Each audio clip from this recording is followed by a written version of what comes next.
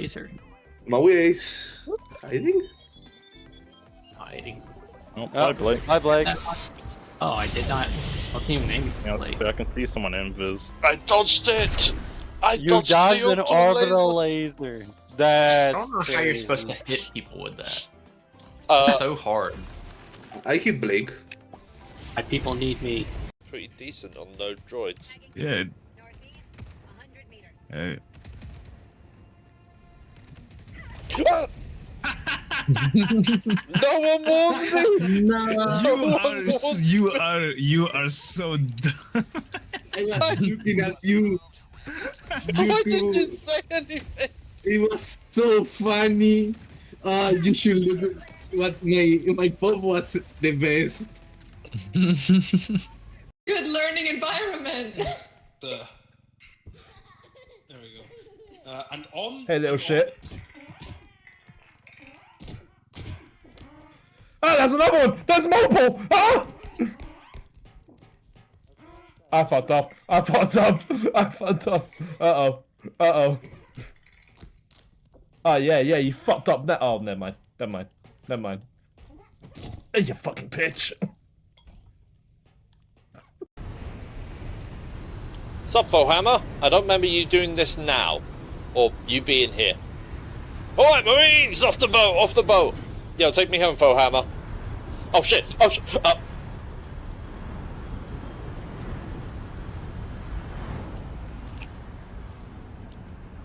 Okay. Well, apparently warhammer almost took me home. Stop spaghetting me.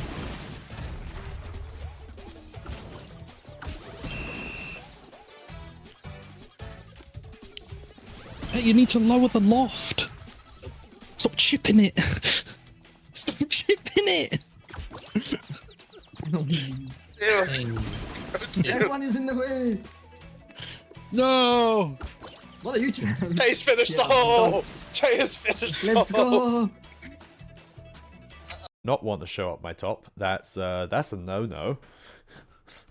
Itself. Okay, stop robbing my... Don't rob that part. Oh, okay. Oh, there's a lot of bottles scattered around. Does this game have fall damage?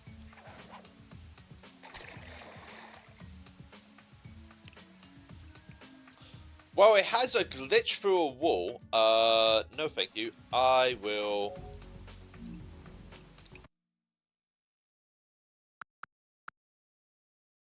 I'm coming up from the desk. I'm coming up from the desk.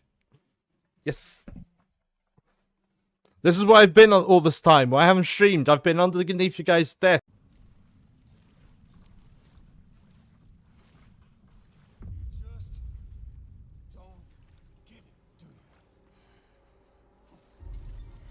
Uh-oh. Is this a story-based game? Yeah, this is a story-based game. We're on episode 9 right now? We got doomed, Sam. This was only ever gonna end one way. So come on! Okay. Hey everyone! Hi. I am currently eating. What's good, because we're doing reaction stream today. We're doing reaction on learning the Warhammer universe. Probably won't get through this playlist today because this playlist is already so high. That's web. What's it?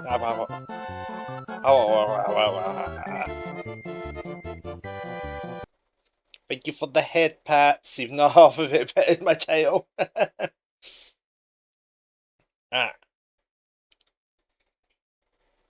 Also, let me scroll down. Also, you're in my bad ear. Apologies, my other earbud died. No! Oh, I'm in your bad ear because your other earbud died. Okay, yeah, got you. I thought I was... Yeah. Hi, Striker! Hey, hi everyone. So, as I was just saying, we'll probably get through some of this today, and another stream will be coming down the line later on reacting to some of the other stuff, because I think this playlist in general is like 5 hours or something more long, and I'm like, I don't have 5 hours to stream a reaction. Yeah, I understood it after I read it the second time. I added a few I hope you like. Yep.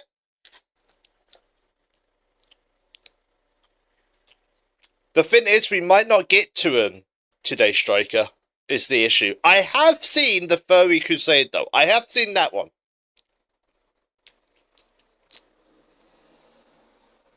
But yeah, I thought it'd just be easier just to go through, you know, the start of where that playlist is, to go down.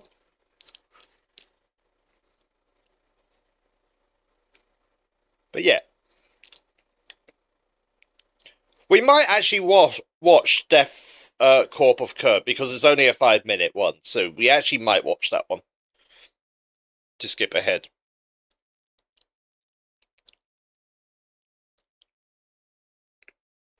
But yeah, hopefully, I have set this up properly.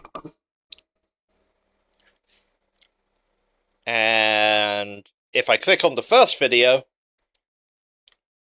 please tell me if you can hear audio. In the grim darkness of the 41st millennium exists the Okay, did you hear audio?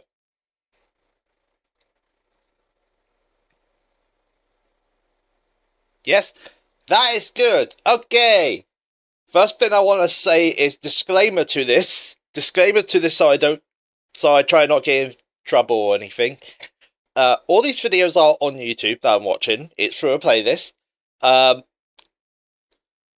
no means am I claiming curation or anything to these videos. I am just watching these videos to learn. Please go support the official release videos, because they've done an amazing job and I'm reacting to them. And yeah, I don't know what else to say in the disclaimer, but I just want to say is, like, I won't have any hate or anything on these videos because I want to learn, and that's what these videos are for.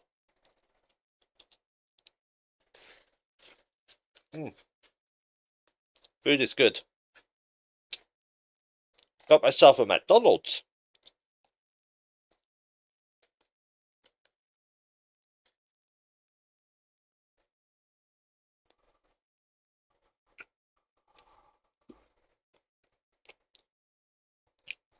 Oh, so that's a very, like, grim artwork background and everything.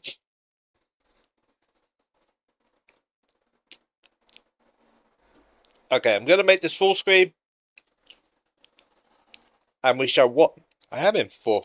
Wait, what's the highest resolution this is? 1080p, okay. Alright. Let's learn Warhammer, shall we? Let's learn 40k, because I still don't know a lot. And hopefully these videos will teach me some stuff. And yeah. And I'll probably be pausing in little bits here and there, just to, you know, throw my own commentary and my thoughts. So let's learn. Empire of Man, a backwards carcass of an empire comprised of many devoted forces, gigantic robot knights, religious machine cultists, and incredibly heavily armored women, most likely. That's hot. That's yes. I'm slowly getting into Warhammer, guys. I wonder why. With sweltering abs, and one must know what those abs taste like. I agree, Bricky. I agree.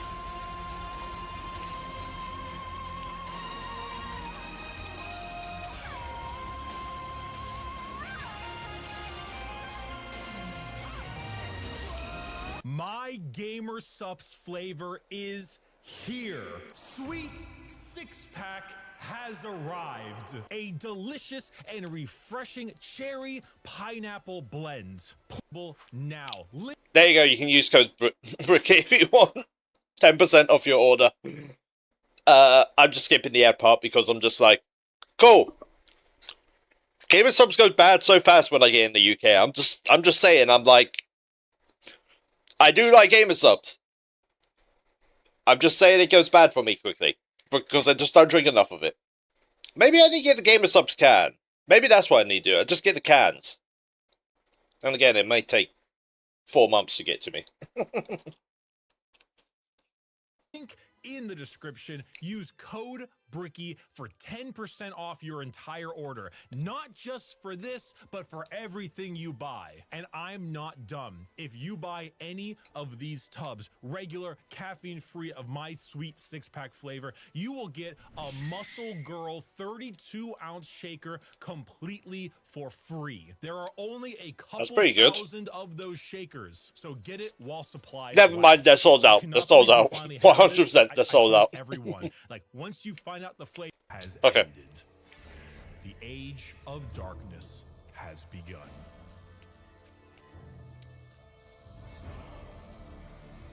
Roughly 60 million years ago, there existed aliens.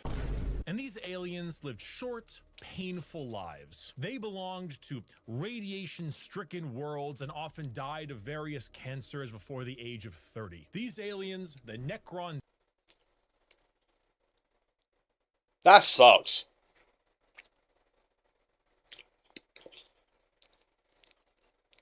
Dying before 30?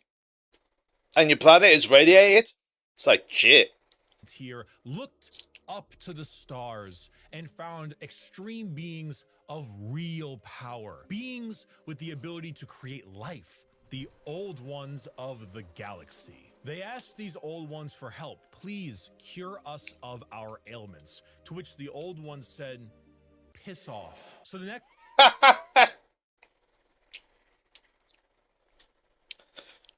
Religion, right?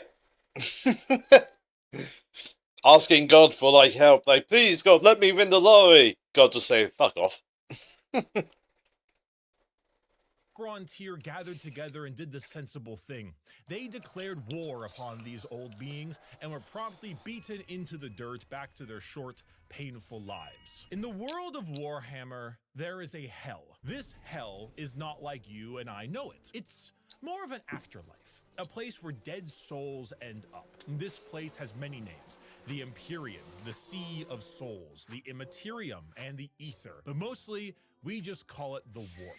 While you and I know of hell as a place of horrors and punishment, the Warp isn't really that. Not in the beginning. It's energy, but the kind of energy formed from thought and soul, psychic energy, where the dead souls of people end up in a place that is impossible to understand. No laws of reality exist. Like, time is merely a suggestion, and it is not something that can be braved. Okay, so the laws of physics is would be like gone. Sailing the ocean in a pirate movie. To jump from your ship would be certain death. To stay in the sea for too long on your boat could drive a man mad. And there are many dangerous things lurking in those depths. Yet, the sea is not evil. It simply is.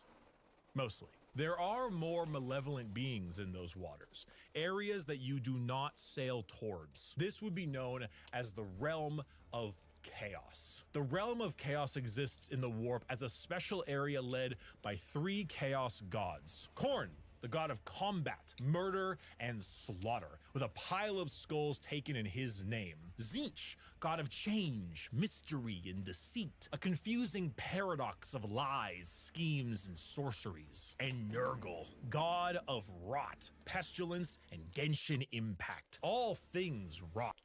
So Asmongold, right? So this is just Asmongold, right? I actually saw something on Twitter, just like, Asmongold getting back into Warhammer, and they put him, his face as Nurgle. Nurgle, god of stinky, yep. In the end. and Grandfather Nurgle is waiting for you with open arms. These gods ruled their respective realm in the warp, sending their many followers against each other in the great game to be the most powerful of all the gods. So the warp exists. Hell is real, parallel to our galaxy, with the realm of chaos and its gods fighting for control. But there are also gods of real space, gods of the normal world too. They're called Catan, and they eat stars. You think Okay. God stays in heaven because he too lives in fear of what he's created? These The fucking, gods saw the plight of our Spy poor Kids 2 Necron line. here, and how the old ones cast them aside and said, "You know what? You guys want immortality? Oh, we will make it happen. We are the gods of the tangible, of real space. We can give you a cure." So then they ate all their souls and turned them into robotic automaton, feasting on their souls and leaving a hollow shell of an intelligence left that is technically immortal. With the power of an entire species' souls, they turned their new robotic slaves on the old ones and hunted them to extinction. The Necron tier, now the soulless, undying Necrons. So Necrons are the oldest faction then in Warhammer, right? Like 60 whatever thousand years ago. Damn, okay. Immortal as well. So I'm guessing just immortal in life, right? They think they can be killed, right? Got their wish at the price of their souls. But we can count the number of kind gods on an amputated hand. With time, the selfish star gods turned on each other, fighting one another for more chances at glory and power. With this, the leader of the Necrons, Zarek, the Silent King, the man who doomed his species when he accepted this deal, waited, planned, bide his time until he seized the perfect moment and turned his legions of undead citizens against the star gods. Gods cannot be killed, but they can be broken. So Zarek broke the star gods into thousands of pieces and locked them away in vaults, taking their free will away as they did to them, and sealed them away as basically Pokemon to be used as weapons in the future. Who's that Pokemon? It's Pikachu! It's the Void Dragon. Zarek Okay.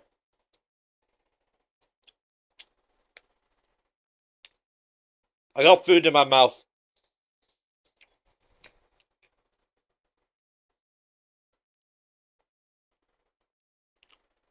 Okay, so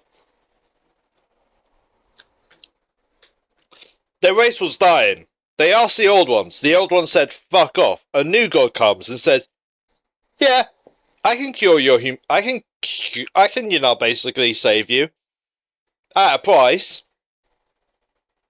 And then they're just like, "Man, this sucks. We can't die now. Fuck it. Fuck you. We're gonna break you into pieces and then lock you away. We Chronosed your ass." And I'm just like, what? You nearly got your wish, and then you said, "Fuck you." You got your order exactly how you wanted it, and you still threw it at their face. Like, what? Okay. with his perfect memory, exiled himself for his sins, flying out to the darkness between galaxies to atone for what he had done. This entire situation, the genocide of the Old Ones and the rebellion of Zarek, will go down in history as the War in Heaven. It is the most brutal war the galaxy has ever seen and ever will see. This was a conflict that took an entire galaxy-spanning species and pitted them against gods that ate stars. The Necrons, rather crippled from, you know, the War in Heaven, decided to go to sleep in gigantic tomb worlds on various planets until the upstart species of the galaxy died out. And so turns out, when you have a war that lasts tens, hundreds of thousands of years and involves the genociding of multiple species, the old ones of the galaxy, and the consumption of souls from an entire race, the warp It's a little wacky. You know, if you had a kiddie pool and it was nice and calm, Korn is over there splashing about, so you don't really go in that direction. Nurgle has explosive diarrhea, so you don't really go in that direction either. But I'll get the fuck out of the water if I knew Nurgle wasn't, like, in it. Like, ew.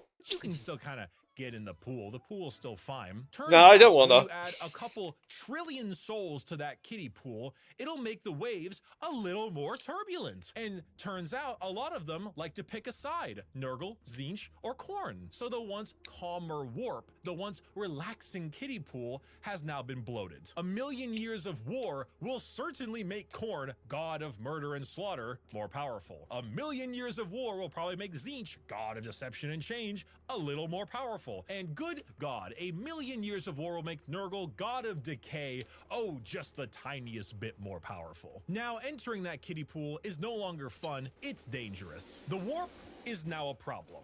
Hell is resembling hell a lot closer to what we imagined it originally. The Sea of Souls and the Realm of Chaos are now intertwined. So who else to brave the galaxy than a species that won't need to deal with that?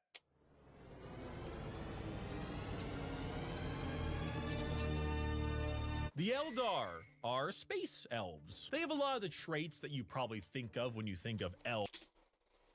I won't lie. Hearing the Eldar and looking at them at the first time looked kind of cool. Like, Eldar look pretty dope.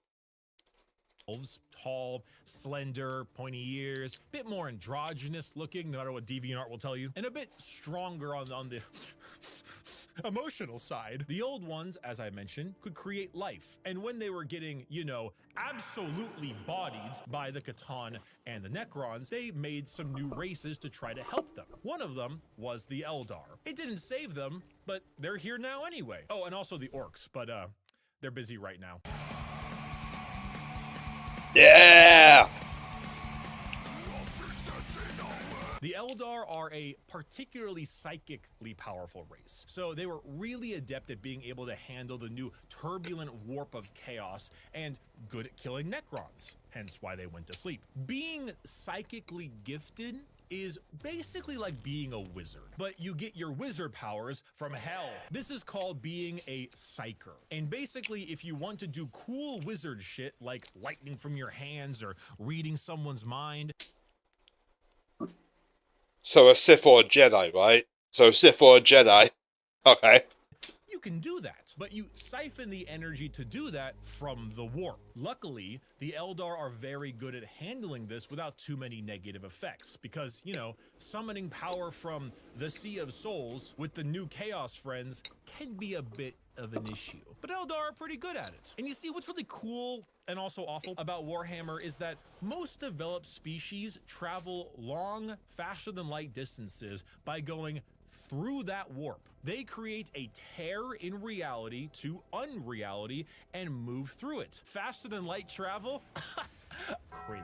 We go through hell itself to deliver your packages. For those of you who play Minecraft, you know how the Nether is like a pocket dimension? So moving 10 spaces I was about to say, in so it's like the is Nether, actually right? moving something like 1,000 in the real world. That's basically what warp travel is. Just much like in the Nether, there are a lot of things that want to kill you. The Eldar found a way to do so in Wonder if that's where the between idea of the Nether came realities. from. Not If it was regular Warhammer. reality, not the warp, something else. A purgatory of sorts. A fabricated psychic realm that allowed them to travel without fearing the negative effects of the warp. The Eldar were the perfect fit for the new galaxy, and they took it with open arms and pointy ears. The empire of the Eldar spread everywhere, and it spread all the way until now, the 21st century. That's right, while you were watching NPC streams on TikTok, the space elves were ruling the galaxy, and Bro, why the fuck did NPC streams get so popular? Why are they still, at certain points, so popular? How the fuck did we... Bro, the next generation's fucked.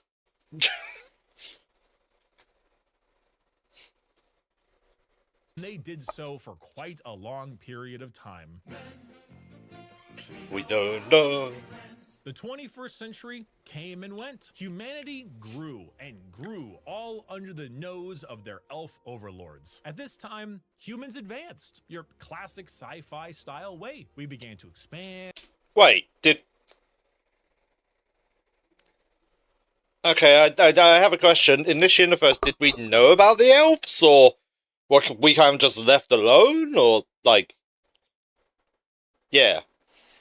And colonize our solar system, terraformed our planets, created new and more powerful machines and starships. The age of Terra, also known as Earth, but we call it Terra here, was here and existed between the 21st century all the way until the 15th millennia. Not much is known about this time, not much needs to be known. Humanity grew up, sought the stars. It's classic. Then came the years between 15,000 and 25,000, the age of technology, or to some, the dark age of technology. This is when humanity reached a new apex of technological understanding. When you think of sci-fi, there's a lot of things you can think of. Star Trek, maybe Star Wars style, hey! Cyberpunk dystopian. The age of technology was deep sci-fi, like a scientific prowess that fringed on magic. This is also when the first ever psychers began showing up in humanity. Individuals with the genetic mutation to be able to access the warp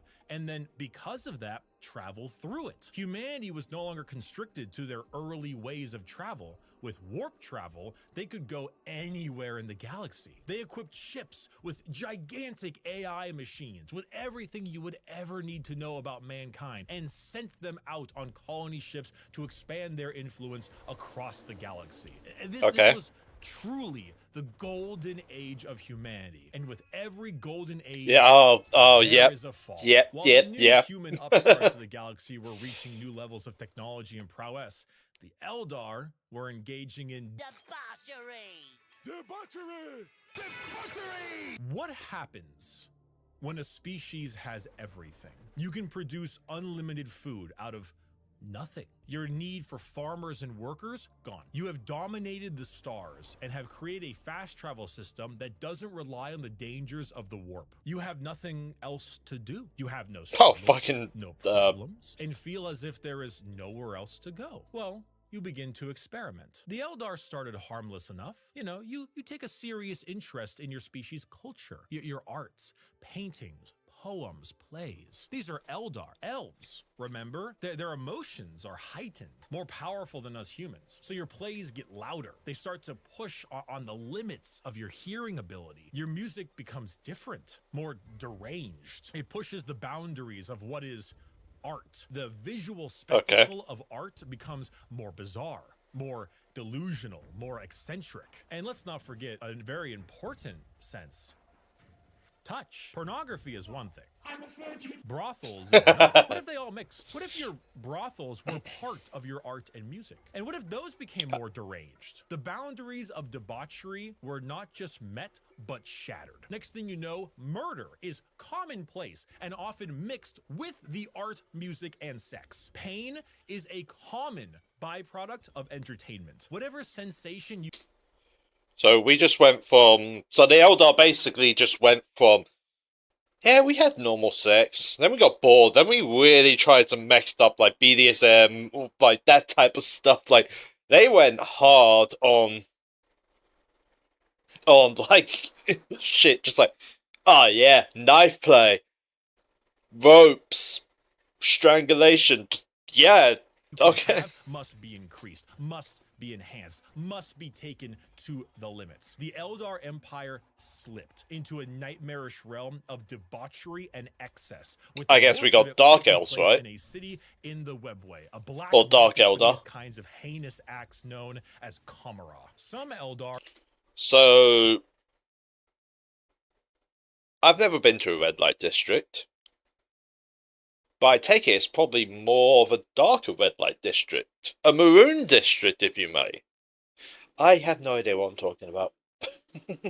saw the writing on the wall, saw what was happening to their species and how far they had slipped. So they boarded continent-sized starships called craft worlds and left their empire, seeking a more enlightened, calmer existence among their peers. Some, I don't like those their in spaceships. Kamara, pushed it to even greater heights, relishing the pain and torment they inflicted on those around them. All during this, the warp, the yin to the yang of the world, was fed by these emotions, by the psychic power of the Eldar, by the souls taken in these depraved acts on a galactic scale. And just like that, Eldar ended. Slaanesh, the fourth chaos god, was birthed into existence and consumed the souls of 90% of the Eldar population. Holy Those shit. that fled 90%. fared the worst of it, and those in the Webway and Kamara were able to stave off the pull of Slaanesh so long as they continued to commit horrid acts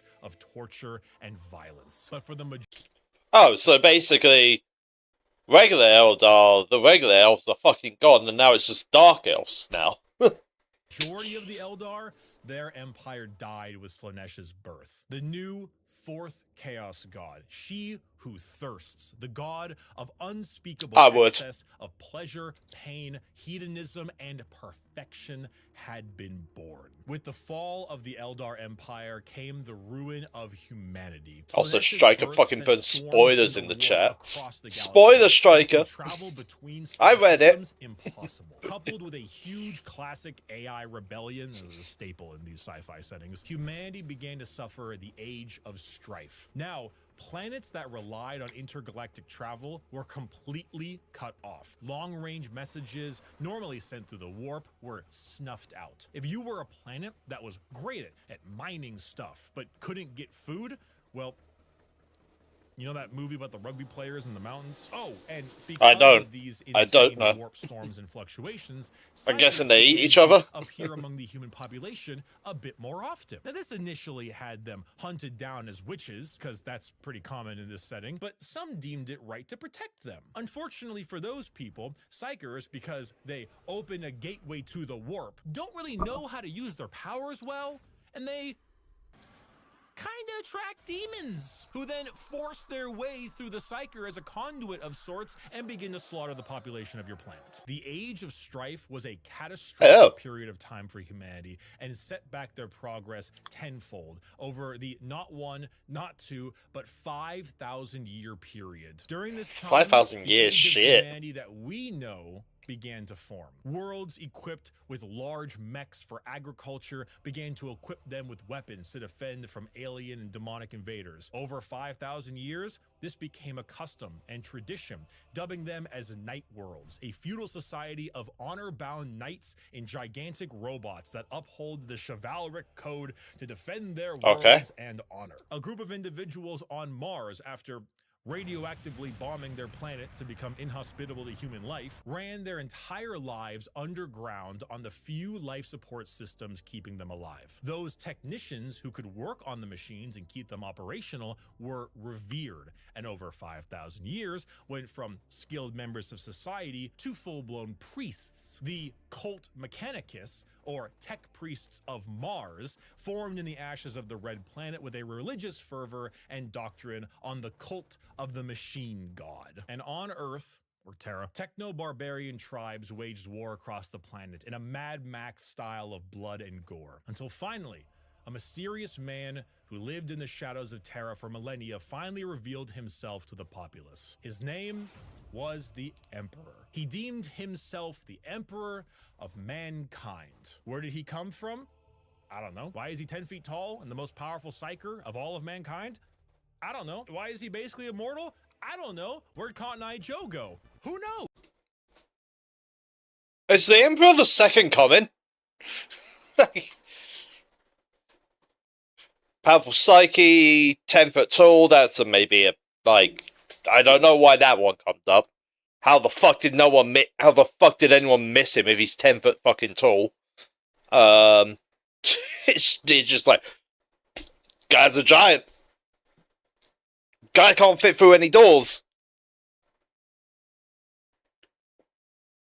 Huh? But immoral as well? Just like, okay. Okay. He's here, and he isn't happy with all of you ripping up Terra. So he began the Unification Wars, where he and a very early version of the famous Space Marines, the Thunder Warriors, reunited Terra under a single banner. With blood. Then, after taking over Earth, he reunited the Thunder Warriors Maybe not the into the full fucking second dirt. coming, This but is yeah, where okay. we get the Imperium of Man, also known as the Imperium. The new faction headed by the Emperor of Mankind, with a treaty signed with the Cult Mechanicus on Mars to spread out and reunite humanity after the catastrophic Age of Strife. But first, the Emperor is going to need some smaller versions of himself. 20 of them, 18 of them, I meant, gene-crafted sons of the strong. 1, 2, 3, 4, 5, 6, 7, 8, 9, 10, 11, 12, 13, 14, 15, 16, 17, 18. It was 18, okay. Strongest human to ever live. All of them possess unparalleled strategic power, intelligence, formidable strength and size. A real powerful force to unite humanity and stop the chaos of the current galaxy. Speaking. What woman is gonna take a 10-foot man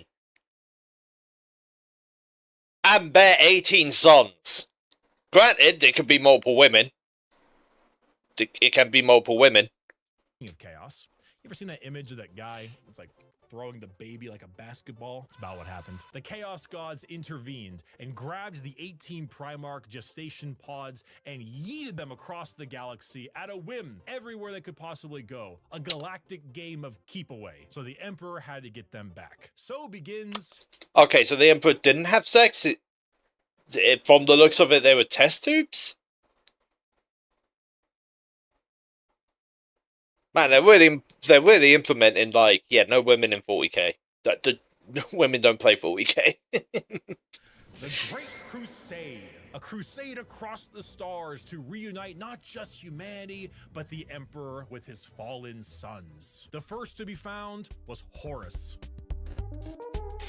One of the strongest and most noble sons. The Emperor carried with him a legion of newly crafted warriors with genetic material made from their Primarch father. These are the newly made Space Marines. For Horus, his were the Luna Wolves. And as the Emperor continued on his great crusade, he found more and more of his sons, reuniting them with their individual Space Marine legions. Leman Russ, the cunning hunter with the Space Wolves. Rogel Dorm, the Phalanx with the Imperial Fists. Angron, the Barbarian, the very angry with his World Eaters. Fulgrim, the Perfect with his Emperor's Children. And Jagatai Khan, the Swift, the Stoic, and his white scars. Those were just some of the 18, and one by one his lost Primarch sons were returned to him, and their Space Marine legions returned to them. The Great Crusade saw humanity once again reconquer the stars, returning worlds of humanity back to the Imperium and killing any and all who stood against their noble crusade. But in the years of the 31st millennia, treachery would break this all apart. Horus, the Emperor's most beloved and favored sons, named War Master for the Crusade, succumbed to the power of chaos and daddy issues. All because of that bastard Erebus. Yo, fuck Erebus. Slowly, Horus would become corrupted, turning the Emperor's sons against him. This begins the most pivotal moment in our story, and the one that has and this is probably why I'm not reading all 50 books. Half. 9 of the 18 Primarchs turned against the Emperor, and the following years were a bloody battle for the throne of Terra. The Emperor originally was working on a special webway project, just like the Eldar, to make faster-than-light travel significantly easier and safer. Really improve humanity to allow them to conquer the stars without the risk of the warp. Well, this big red idiot named Magnus kind of blew a hole into that, literally and figuratively. So Big E over there is stuck on a gigantic golden throne, holding back the oncoming rush of demons and powering the Astronomicon. Basically a big North Star for people who are sailing in the warp to help them navigate. The Horus Heresy saw many loyalist and traitor legions pitted against each other in a bloody war until it reached Terra itself. Horus unable to break through the lines and with time running out, made a gambit and opened his ship up to be boarded. The Emperor took this challenge, quickly allowing someone else to take control of the throne as he teleported his way onto Horus's flagship. Whoever took control didn't look The Emperor, unable to happy. truly kill his most beloved son, changed his mind right quick when Horus strangled the life out of his other son, Sanguinius. Oh no! I'm sure you've seen this image at some point. The Emperor then said, I'm not gonna sugarcoat it. and proceeded to psychically blast Horus into complete oblivion, killing not only his body, but also his soul. Damn. Horribly wounded from this. He's just like, fuck you, bitch, I'm going to the warp. No, you're fucking not, bitch. Like, just, yeah, you don't get an afterlife. There's no afterlife for you. I'd stop that. The Emperor is returned to the Golden Throne in order to keep the demons at bay and power the Astronomicon, because without it, humanity would be flying blind. There he sits, slowly. Yeah, the Emperor's not looking that great.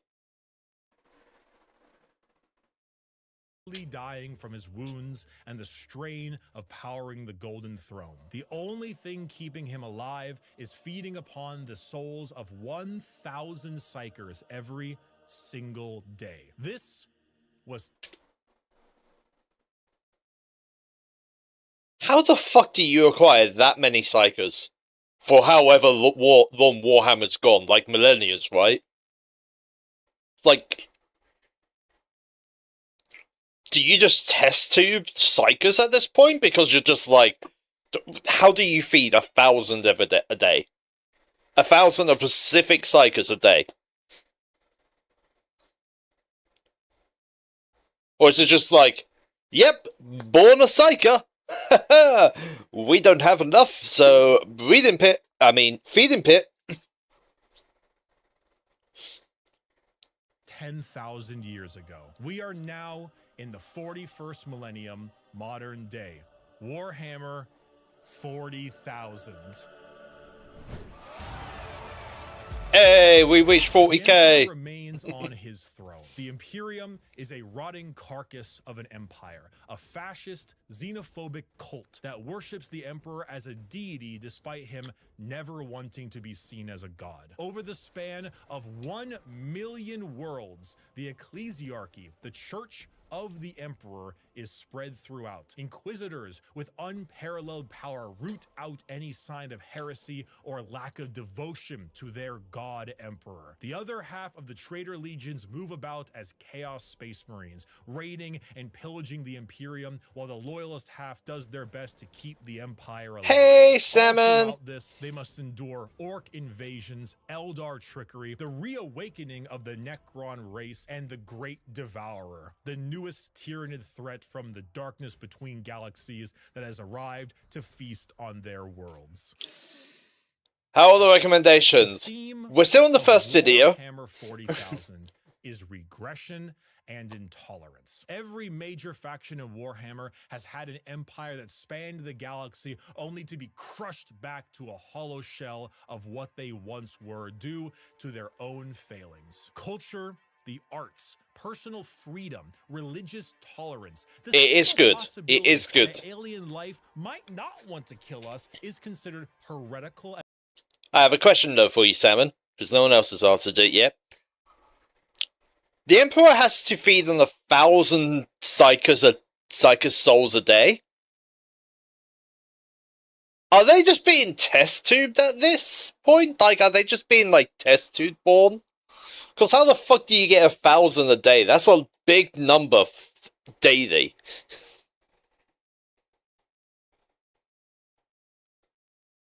Like, how the fuck does the Emperor feed that? Like,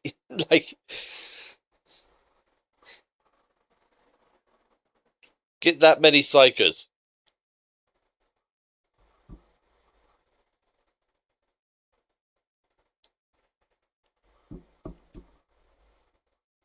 Or psychers drafted to meet the Emperor, and then they find out, ah, shit, I'm being eaten.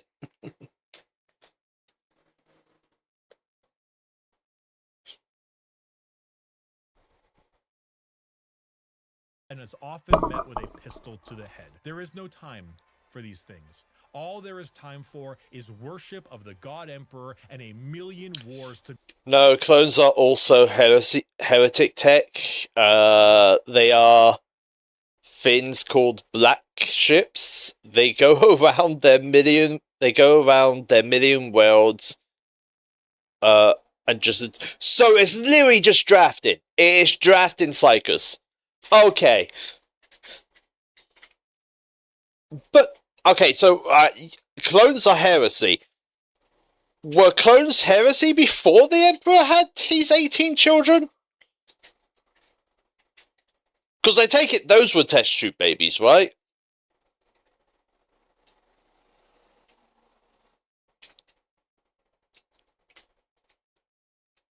Because otherwise, how is a fucking woman gonna take a 10-foot god, basically? I mean, nothing was heresy before the Emperor died. Okay. So test tubes for these kids make more sense then. Okay, that's good. Be fought. To be a human in the 41st millennia is 99% of the time to live a horrible existence. To be one of trillions of other humans across a million worlds throughout the galaxy. A galaxy where AI is outlawed, so humans are repurposed and lobotomized to become slaves. A place where lack of devotion... Okay, yeah. Because I'm seeing, like, fuck, man, if a woman took the Emperor, they may be ripped apart. Chaos and aliens will kill you anyway. Warhammer is a world where you revel in being bad. There are protagonists, there are antagonists, but every faction is some shade of evil. Because playing the bad guys is always shade of evil. Yes. Space Commandos are evil too. Okay, I had to read the text in the bottom. Because playing the bad guys is always more fun. And my friend, you have a selection. So pick up that las gun soldier. You and the other 3 million men and women in this single deployment on this single world in this single battle will now show them the might of the God Emperor. That weapon in your hands has killed 99% of the alien populations in this galaxy. Unfortunately for you, soldier, you're fighting the final 1%. May the Emperor be with us. Glory to the first man to die, for in the grim darkness of the far future, there is only war. Alright. Where's the hammer? Where's the hammer? I see a lot of swords, a lot of blades. Where's the hammer?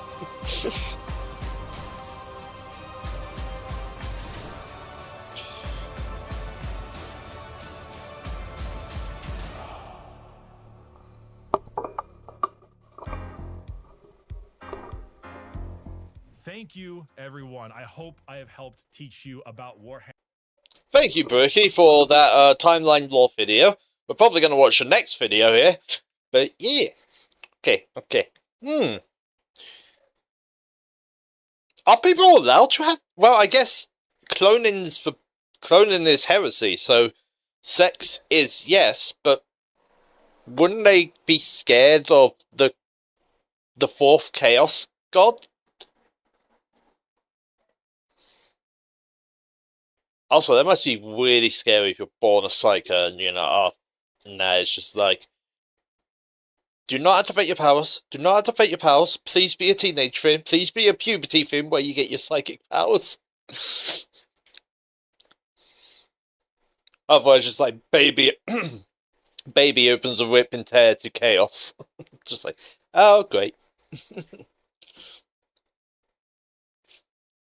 Alright.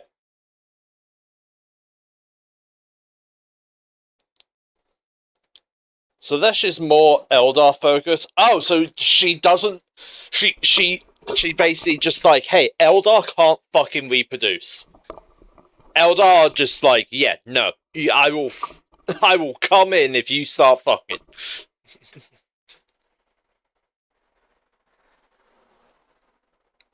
Alright, this is a 2-hour fucking video, but this is every single faction in Warhammer. Oh boy! Eldar can fuck, but it's pretty dangerous. Yeah.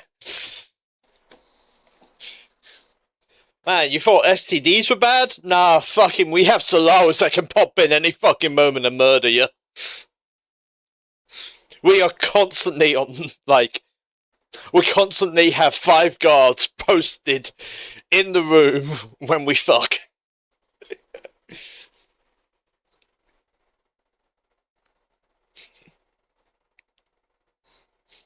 And they need to be on point. They can't go being like, damn, I'm getting aroused. No, they have to be ready.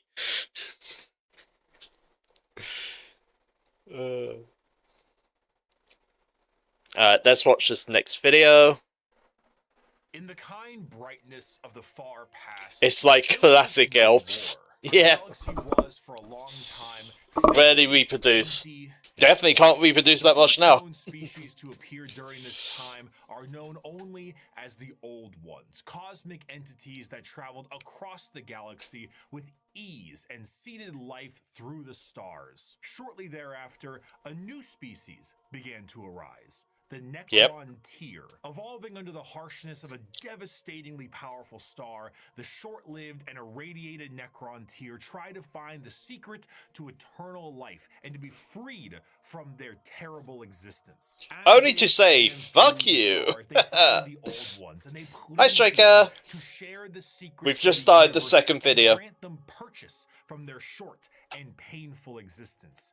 The Old Ones respond with a lull and a Lamau, and with their immense power, they force them back to their homeworld. The Necron tier, filled with rage and hatred, make it their duty to get revenge on the Old Ones. A revenge that would come swiftly as a chance encounter with other gods gave them a solution. These other gods were known... I like it how some of the old gods didn't even fuck with the Cedos.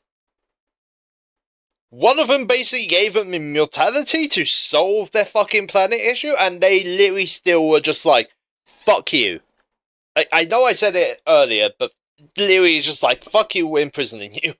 It's like, okay. A race of highly powerful star-consuming entities. Do not fear, young mortals, for we, the Catan, will provide you with the immortality you seek. Come now, won't you shake a poor sinner's hand?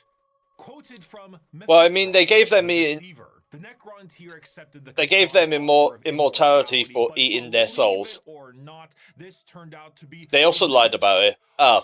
The Catan crafted gigantic furnaces and began the process of biotransference. The Necron tier willingly walked line by line into the furnace engines made by gods who devour stars and had their souls consumed instead. The short-lived, irradiated, and cancer-inflicted race of the Necron tier ceased to be, and the immortal, soulless Necrons remained. Now backed by the immense power of the Catan, the Necrons rally against the Old Ones, and the bitter conflict in the stars at this time is known as the War in Heaven. Despite creating various races and entities to... So wait, did they ever lock away the Catan? Overwhelmed and eradicated down to the last, due to the sheer power of the Catan fat off the souls of the Necron tier, and with an army of unthinkable robotic slaves at their behest. However, the Catan are greedy, spiteful gods, and when there was no foe worth killing, they turn on each other. The Necrons then put their sights towards the Catan and lay waste to them, securing their freedom. The once subservient Necrons now control their former masters. Worn out and weakened by these wars, the Necrons, under their leader Zarek, the Silent King, lie dormant, with a plan to eventually wake and reclaim control over the galaxy.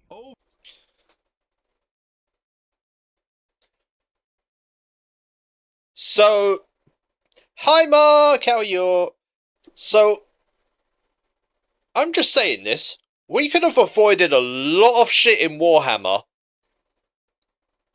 if one of the Old One gods just cured them. Just cured their world, stopped dying at 30 and all that. Like, it would have been, like, dealt with, right? Like, just like, oh shit. I'm very tired. I understand that. I get tired so much lately. It's the heat. I think it's the heat. Over millions of years, empires rise and they fall. The species created by the Old Ones have footholds over the galaxy. Most of Warhammer could have been avoided if the characters weren't being biggest dickheads. Yeah. Begins to evolve. And for the most part, the basic path of humanity's evolution remains the same as it is now for almost 15,000 years. Right now, in the 21st century, this is canon. You, right now, Twitch streamer reacting to this video, you... I've been fucking called out. I've been called out. I've been called out by Bricky. Ah, shit. Bricky found out. No. Ah, shit.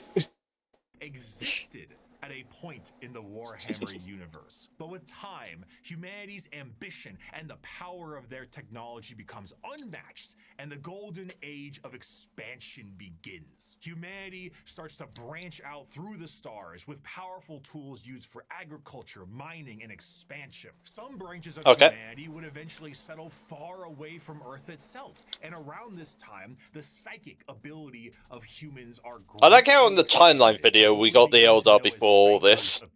But despite all the progress, things would begin to collapse. The machines created to aid humanity would turn on them in M23, an event known as the Cybernetic Revolt, and trade would begin to collapse due to the immaterial warp, aka actual hell, beginning to cause ruptures in space and time. These warp stones would separate humanity. Why did we just show that down? The age of or city? strife. The warp. A sea of souls, storing all thought, emotion, and the souls of those who have passed on begin fluctuating into something terrible, as far on the horizon, something horrendous was brewing. You see, the warp isn't just a random assortment of chaotic energy. It is fairly well organized. I'm glad we watched the timeline video before this, because this is being like broken information put together. If I didn't know that. Known as the forces of chaos. At their helm are three major entities: Khorne, Nurgle, and Tzeentch. However, a fourth one, Slaanesh, was about to be born. The ancient Eldar were one of the first species created.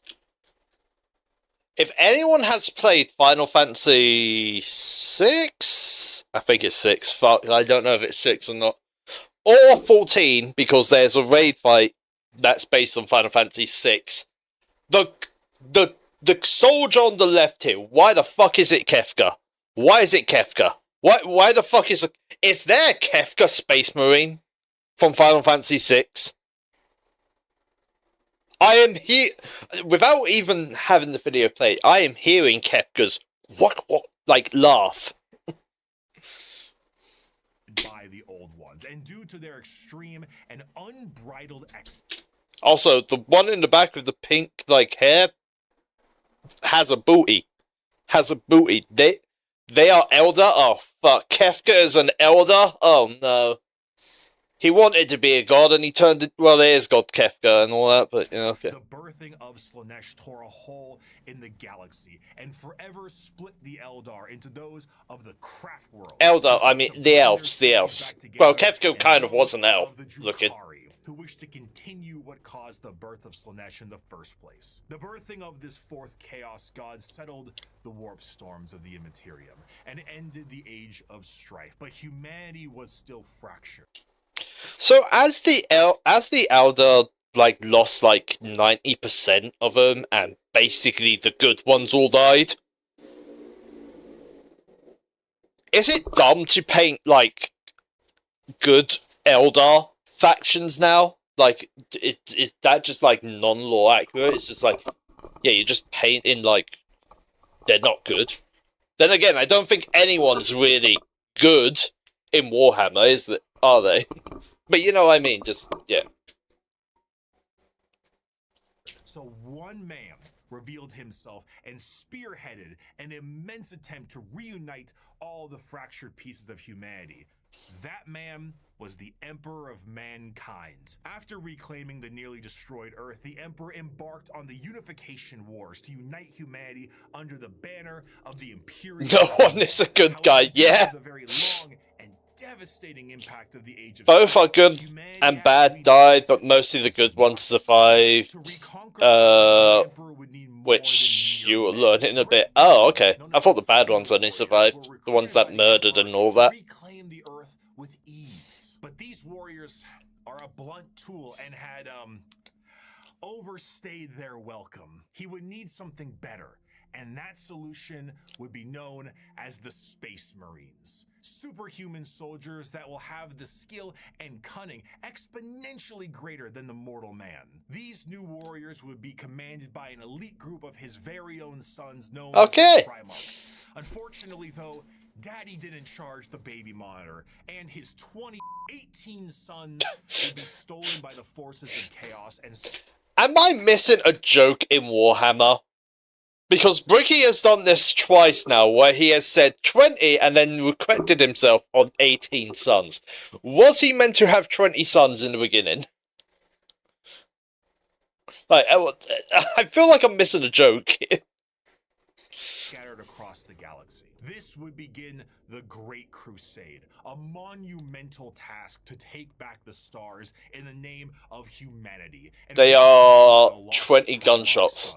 However, he would need the fires of industry to make He meant 18. Oh, oh, okay. The distant cousins of Mars, the Emperor signed a treaty with the technologically irradiated hellscape of the Red Planet and allowed the cult of the machine god, the Mechanicum, to supply his crusade. While Space Marines were the tip of the spear, their numbers paled to the vast might of the Imperial Army and Navy. The Astra Militarum and their seemingly endless numbers make up the bulk of the fighting force for humanity, supplied by the intelligence and prowess of various agents of the Imperium, such as rogue traders and assassins. Due to the lack of connectivity between the worlds, what a society had become over thousands of years became mysterious and varied. Tools once used for harvesting and agriculture now are being used as machines of war in the form of Imperial Knights. Some of these fractures of humanity would even be changed further and become unrecognizable to the average human,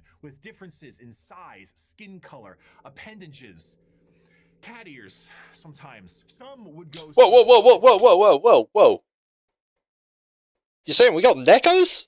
Breaking. Rewind. Of Imperial Knights. Some of these fractures of humanity would even be changed further and become unrecognizable to the average human, with differences in size, skin color, appendages, cat ears sometimes.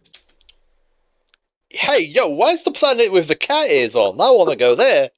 Some would go so far to become their own galactic societies, like the miners of the galactic core and their immense supercomputers, forming the Leagues of Votan. After an incredible amount of effort and books, the lost sons of the Emperor would be reunited, and the Imperium of Man would be firmly established. This, however, would not last. Be it intentional or accidental, the Emperor would not reveal to his sons the true nature of the galaxy and the terrors of the warp. And this oversight would result in one of the most impactful wars in humanity's history. The favorite son of the Emperor, Horus, would fall to the powers of chaos and turn on his father. This betrayal, this backstabbing, this heresy, this Horus heresy, the books, yep. would result in a split in the Imperium with devastating consequences. Half of the Emperor's loyal sons would fall to chaos and become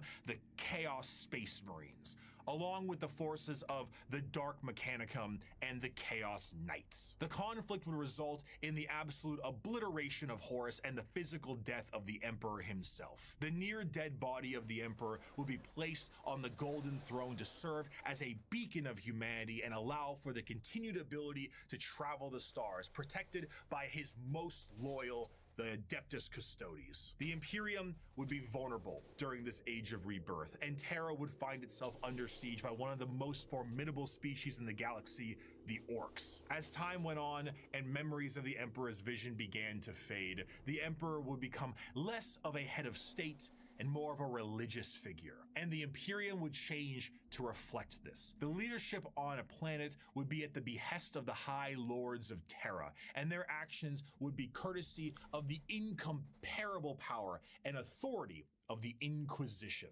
The zealots of the Imperium would intensify and create a brand new era known as the Age of Apostasy. And this ecclesiarchal command of the Imperium would end up with one of the strongest fighting forces of Terra, the Adeptus Sororitas. Over time, this age would come to pass, and we would approach the 40th millennium of Warhammer Bowses is a cop. 40,000.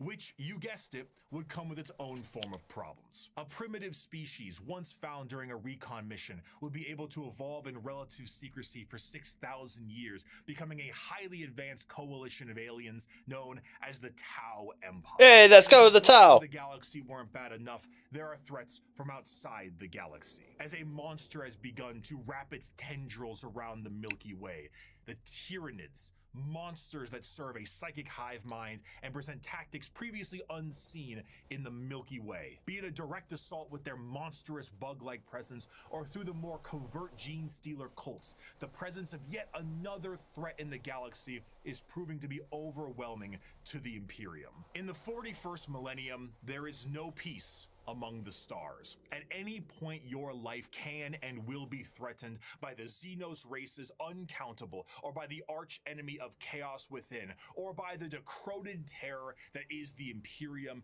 itself. It is to live in the cruelest and most bloody regime imaginable. Forget the power. The universe is just hell at this point. For the safety of promise and understanding. For in the grim darkness of the far future, there is only war.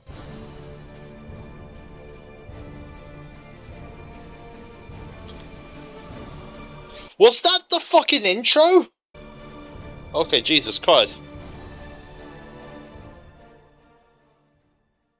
No wonder we didn't get to a real proper faction explanation.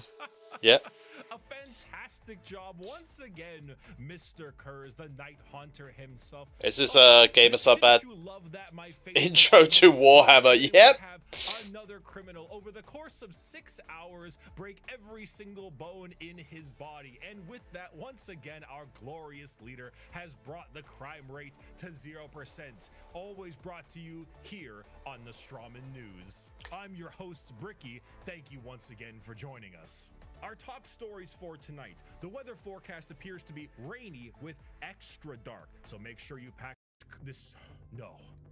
Sweet six-pack style is here. We're still glorious leader, the Night Haunter. Thank you, Gamer Subs, for sponsoring the Strawman News, and let us move on to our next scheduled program. Pretty 5 decent. years ago, I made every Warhammer 40k faction explained. A passion project of mine for a universe that I enjoyed so much. Its main purpose was to be a drop. What are we watching now? Between the layman who only ever The faction. We're watching every faction re-explained part 1. Warhammer lore nerd. That was just too wide, and there was nothing bridging these two together. Since 2020, Warhammer has We were just skipping the ad read. Thanks to COVID, quality game updates, and a few excellent video games, and a couple miniseries. The sheer volume of people who have told me they have purchased miniatures due to that video alone makes me feel as if Games Workshop owes me commission.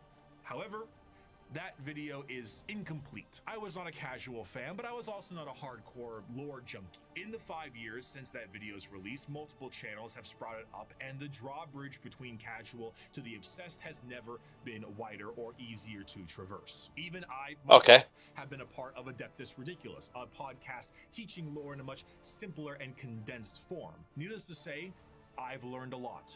Warhammer is so much more than just Spaceman shoots big gun. It has also grown substantially from its origins, being a Warhammer fantasy spin-off just in space. Now, it is a black library filled with immensely deep characters.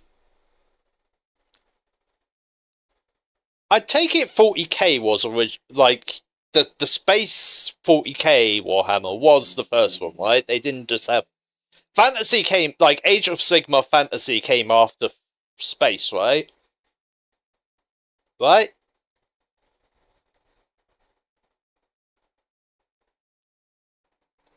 Difficult themes, and even some tear-jerking stories. It is a backdrop for 1,000,000 stories over 1,000,000 worlds, and I did not see it. What is this D&D looking But now, I'd like to pre-alpha share what foot? I learned. We just had a brief summary of the What? world and each Okay. action that takes place during it.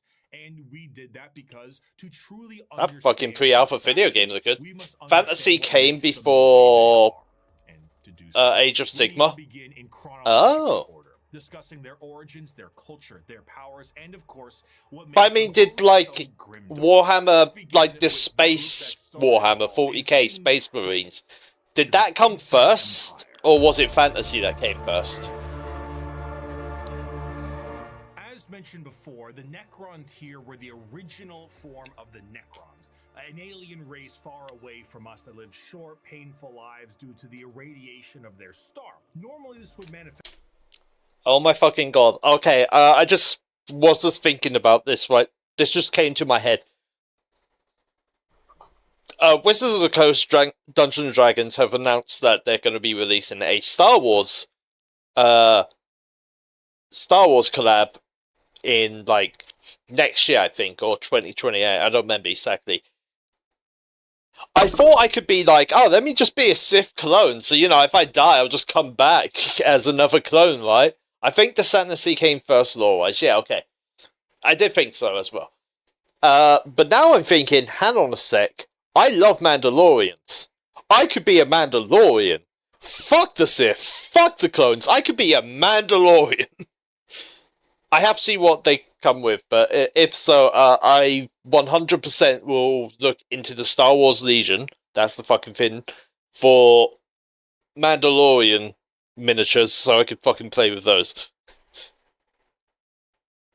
Is like a sort of cancer, a space cancer of sorts. The Necrons are very much inspired by the ancient Egyptian aesthetic, but unlike the windswept dunes commonly associated with it, the irradiated hellscape the Necrons here endured was far from picturesque. This also translates into their hierarchy. They are a race of nobles and peasants. Most of the peasants would often live for their very short amount of time, only a couple of decades, while the nobles tended to have better care and would live a little bit longer. But so the modern day 1%. Still far less than the average lifespan of a human, even today in the 21st century. The leader of the Necrons was Zarek, the Silent King. He was the one who took the deal with the Catan and the Deceiver. Of course, he wasn't aware of the fact that they were known as the Deceiver at the time, but the whole species was blinded by hate after being debased by the Old Ones on their quest to cure their illness. The sheer pain that underwent the Necron race can't be understated, as their fear was manic. The Catan are, of course, gods that eat stars, and when the leader of your species tells you to march into the gigantic green furnaces to ascend to immortality, you march. The scenes from these are long lines of both the peasantry and nobles clutching their loved ones in a frantic act to save their own lives. Many of them already inflicted in the late stages of this space cancer, some of them crawling into the biotransference furnaces, trying to outrace death itself, without realizing death was the one who made these to begin with. What came out the other side was a soulless husk. And I say that literally. A soul is not an abstract concept like it is. I will admit, they look cool for, like, robots? Like, they're kind of robots, right? A soul is a real, tangible item of oneself. And the Catan basically were just like to every single person who went in their furnaces. If you were a peasant, you came out a Necron warrior, and you as an individual have ceased to be. You have no mind, you have no soul, and your body, as you know it, is made of an extremely advanced mass of re-knitting living metal. The Necron rules. I consider them robots. Yeah. For you do not have a brain to think with. All you do now is await. So in the sense of if there is an afterlife and all that, with this still, they have sacrificed that afterlife. Because they have no souls. Their souls were eaten. Like, you know, what's there to go to an afterlife? Protocols from your overlords, which are the nobles who came out of the furnaces with their minds intact. Not their souls, mind you, because... But their minds the fucking are Minecraft very much oh, good intact. voice. These nobles now have command protocols, and they are able to command all of their peasantry and do with them whatever they wish. Zarek, the Silent King, is the most advanced of all the Necrons, a perfect metallic version of himself with incredible power and intelligence. His strength He made the fucking deal. He better get the bed. And the unthinking armies of The Necrons best, to better battle one. against the Catan when they were at their weakest due to their incessant infighting and then win back their freedom. But gods cannot die. So in reality what occurred is the Catan were shattered into thousands of pieces, and each shard of their god was trapped in a stasis vault and mind controlled to do the bidding of the Necrons they once enslaved. The biggest challenge they face now are actually the upstarts of the galaxy. The Eldar and the Orcs were quite prominent, and as you can imagine, a galactic war really takes its toll on the joints, or I guess the servos. It was in their best interest to wait out the galactic rise of the other races and come back at a more opportune time. So they went into stasis via these massive tomb complexes hidden beneath various worlds, biding their time until it was once again their opportunity to rule the galaxy. Zarek, the Silent King, as penance for his failure to his people, exiled himself into the darkness between stars for the next 60 million years, with his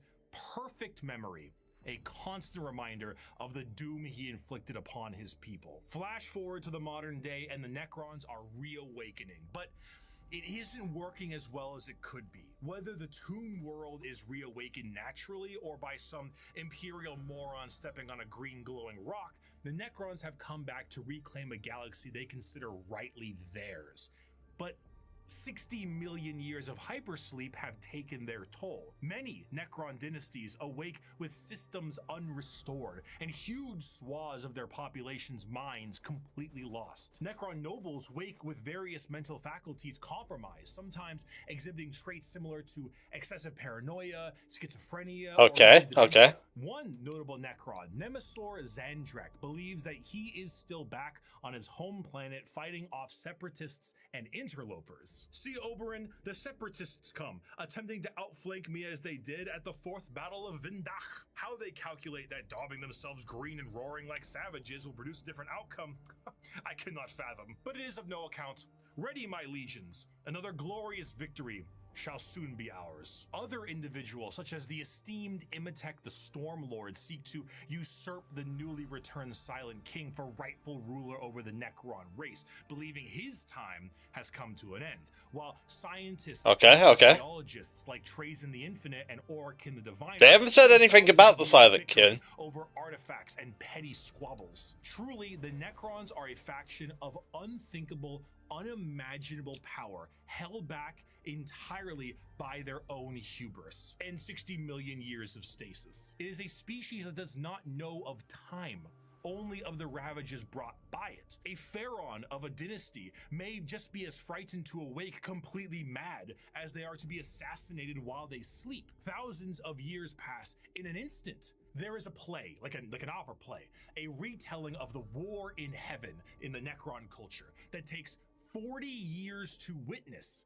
Because holy shit. Why leave? You have no need to eat or vacate your bowels. You are immortal, but you are soulless. Despite the Necrons' incredible technology, their mastery over time, reality itself, despite all of this, they still are missing a soul. And therein lies the biggest struggle. Most Necrons look to conquest the galaxy, kill the interlopers like the humans, Eldar, and orcs that scrape at a fraction of their power. But the end goal for many, including Zarek himself, is to return the souls to their bodies, to undo the horrible fate he cast upon them. This is not the interest of all. Many I'm not sure if that's possible there, Chief. Iron fist and kill all they consider unworthy. But to many others, it is to undo the decision that doomed them all. Like, the only way I can think of them somehow returning souls to their body is by taking other people's souls, right? Like, that's like the only way I can see it happening. There's no way you're gonna get your original soul back. That was consumed. So, like, you know, the only way I can think they can do it is like, oh yeah, these other races, get their souls out. Like, yeah. Before they can do that, there is a pest that needs exterminating. That is the fundamental understanding of the Necrons. They are so hyper advanced that their science borders on magic. They play with the fundamental aspects. The Necron science borders on magic, so they might have a way. Alright. I still feel like their souls are dead, like gone. Like, unfathomably difficult to kill, as if you do fell one of their number, the living metal reknits itself and the reanimation protocols allow it to come back alive once again. They're masters of teleportation, and often killing a Necron fully will just have its consciousness translocated. I don't think Game Workshop is going to, like, give them souls, or a way to get, like, their souls but some of them have fallen to various mind anytime soon. Destroyer cults are hell-bent on killing anything and everyone that lives with an overwhelming force. And then there's the flayed ones, Necrons cursed with I have no mouth and I must scream, a panic attack virus, as the last laugh of Landogo, the Flayer Catan. Slowly losing their minds, they strip apart their foes and adorn their bodies with the skin of their enemies, trying to better return to the old feelings of flesh and blood. The Necrons are a degraded version of their mighty empire, and still one of the biggest threats in the galaxy. The only thing keeping them at bay currently is their awakening sickness and their infighting with no care to the timeline. But they are coming. And slowly, they plan to rid this galaxy of the vermin that inhabit it. My people shackled the stars and broke mortality when the species you sprang from had barely left the slime pools it spawned in. Our wars burned reality, and the dominion of our kings is without limit. The ground you tread on is not yours, it is ours. The war in heaven was a catastrophic time for the galaxy, and as stated in the above quote, burned reality.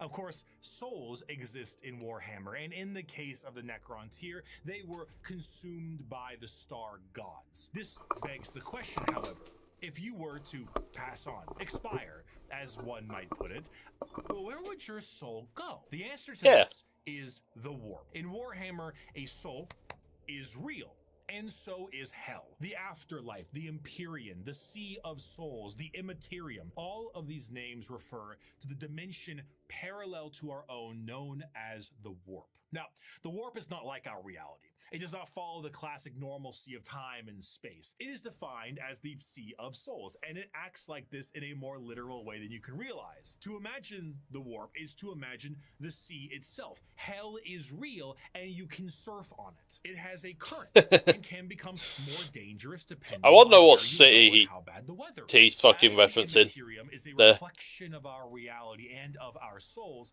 All thoughts, all emotions, all feeling that goes with a soul is passed on into the warp. If an entire planet decides it's going to engage in a blood-fueled rampage of murder and gore, then the warp around that planet will be affected in a similar manner. It's not something that you can see. It is a parallel, not perpendicular dimension. But it is changing. To expose oneself to the warp for any period of time invites certain death outside of the most iron-willed of individuals, and to stare into it will drive one mad. Much like the open seas, things dwell in the war. Whether these beings were always there and were just emboldened by the carnage of the galaxy, we can only speculate at. At a time, you could say it was more calm. But a certain faction's galactic war in heaven didn't do it any favors. Now the warp is turbulent, and its realms belong to a pantheon of gods known simply as Chaos. The forces of chaos are beings that serve directly under their patron deity. There are 4 current gods of chaos at the moment: Khorne, Tzeentch, Nurgle, and Slaanesh. Each of them represent various facets of and emotions of sentient species and play a great game against one another for total control over their realms. Interestingly enough, while their disciples have physical forms we can understand, the Chaos Gods do not have a physical visual that you can perceive in reality. So while there are tons of fantastic fan art, we do not know what they truly look like, though they are conveniently color-coded. Khorne is the god of blood and murder, carnage and slaughter. He is blood for the blood god. By the wholesale killing of any living thing. For Khorne cares not from where the blood flows. With a sacred number of 8, he is the lord of all things involving killing and blood and gore. The champions are extremely strong as well, with monumental muscles and extremely large weapons. A true analog to Khorne would be his greater demon, the Bloodthirster, an enormous muscle-bound flying devil with an axe so large it splits tanks in. That's the total Warhammer 3, like, that's fantasy Warhammer. Then again, chaos is in fantasy, right? So yeah. Where time doesn't exist. Of freshly spilt blood. This may appear to be quite frightening, of course. Demonic, one might say. But in the world of chaos, all emotions feed one of these gods in one way or another. If you were to define Khorne with single words, you would use blood, carnage, murder, skulls. But demons and chaos are the same. Are the same in fantasy and 40k. Yeah. Because the time doesn't. Like as it said, there's no game. Video is quite. It's quiet compared to your own voice. Video's on max. My audio is low because I'm wearing a headset. Or I'm deaf. In physical strength and skill. Of course, a murderer would be someone who would feed Khorne, but a soldier could feed Khorne. A martial artist or professional fighter could feed Khorne. A warrior, good or bad, feeds Khorne. A diplomat does not. A premier soldier does. A GoFundMe does not. This is what leads many. I guess I'm deaf. Yeah, I turned it up. For he will bless those that bring him enough skulls. And in a world this destructive, there are many ways to reap a high tally for him. Prepare the Dreadclaws and unchain the Mad Ones. Glorious battle awaits us today, for the world below has refused to surrender. Let us descend upon them with fury and rage, giving no quarter and sparing only those warriors who fight well enough to earn a place among us. It's hot today. As to the rest, their lives and possessions are ours, but their skulls are for Khorne. Normally, if I ever want to explain Khorne, I just kind of show them this clip. I'd never stab you in the back, Shepard. Warriors like you and me, straight to the face.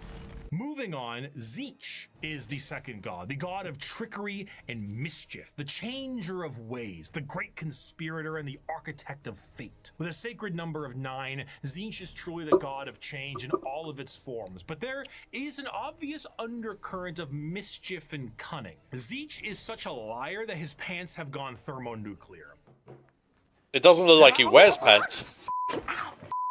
Where the f is it? His favorite pastime is asking questions that have no answers while simultaneously making up answers on the spot to a question he didn't ask. Have you ever had a dream that you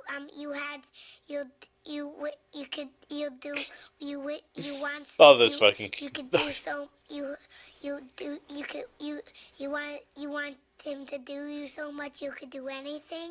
He is such a conniving little bastard that every emotion of lying, of scheming, of trickery is a direct way to help feed him. An unfaithful partner, a politician, a spy.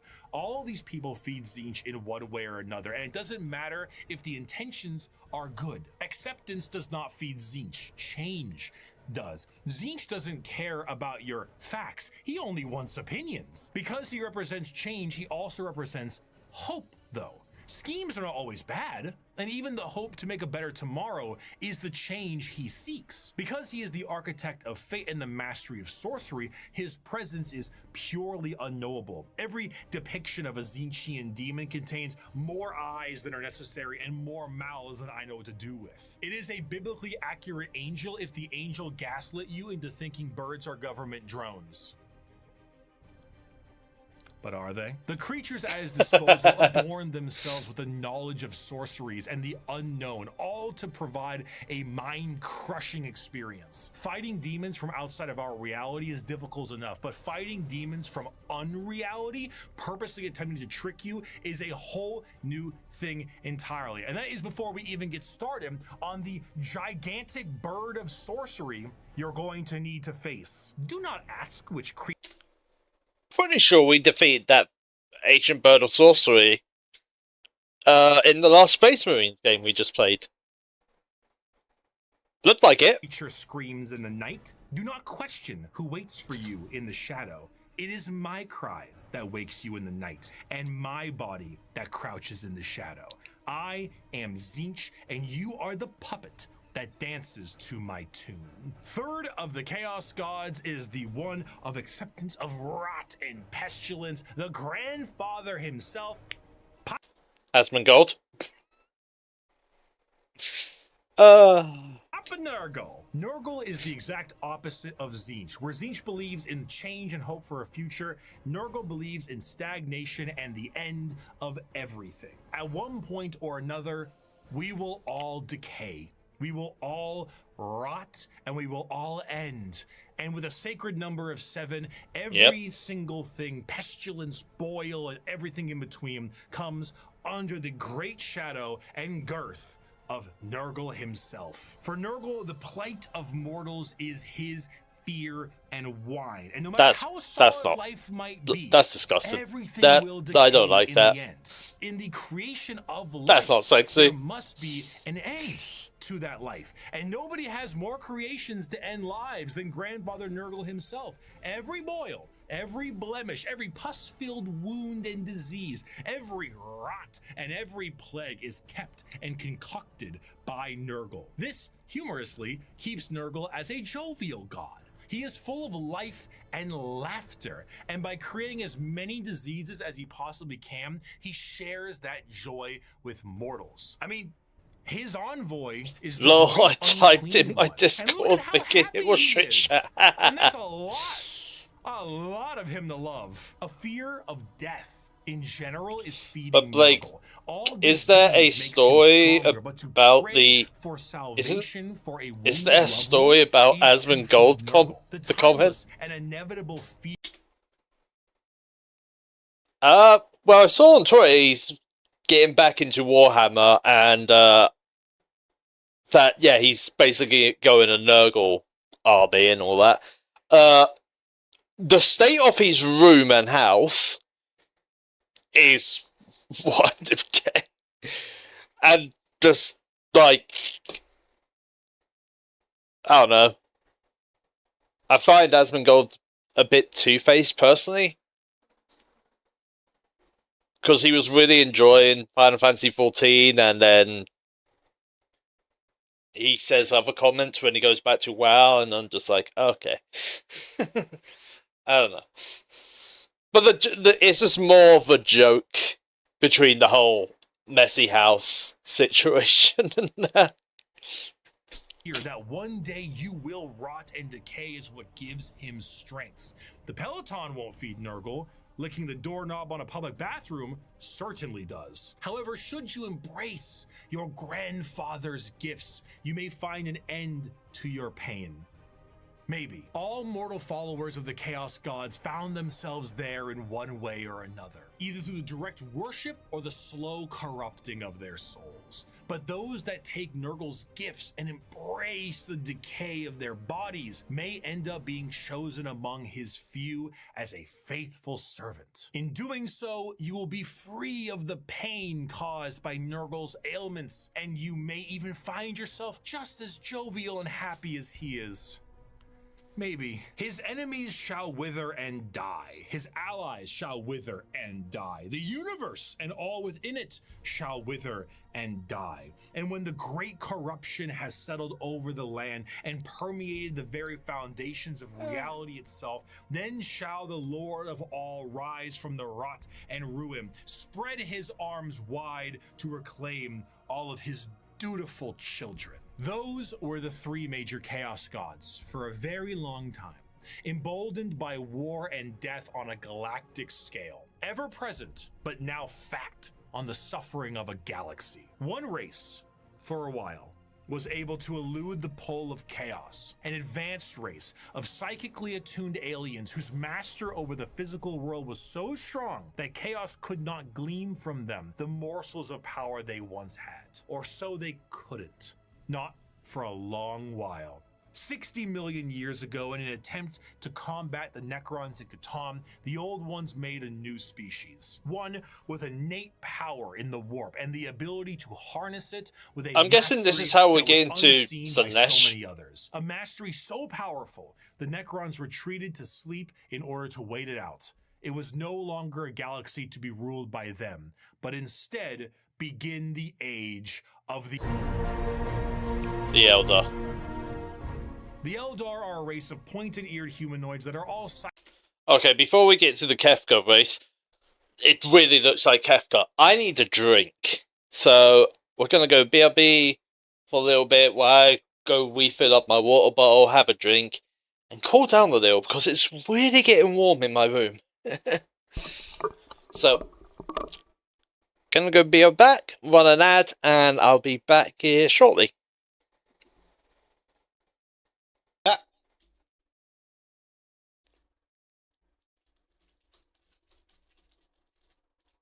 I just blinded myself.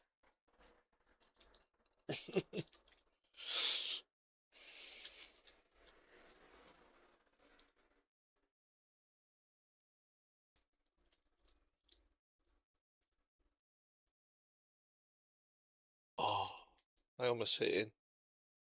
Oh, here's the one I want to check, the burger.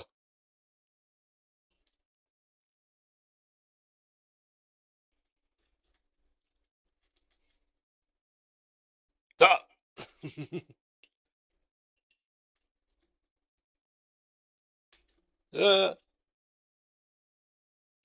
My ears.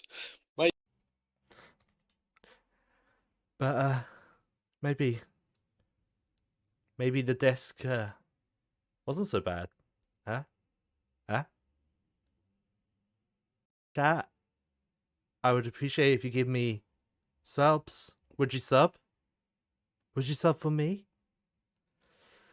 Look how such she is. I never denied I was. Knife is good. Yeah, the knife is good. We are preparing an airstrike. Can you hold the enemy? Love stabby. I'm British. Consider it done. I have a plus in. I get a plus stat in knife combat and stabbing combat. Not guns though. Stab, stab. Welcome to London. Whoever shot that missile at me, thank you. You got me closer to my ball. That might have been me. I don't know. I just shot a missile way out there into the pack. I thought you were about to hit me. Oh, Maria, fuck you. Hey, I got myself across the gap.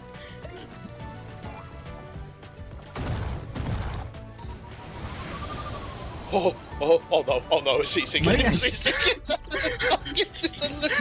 go away. Remote controlled explosive eggplant.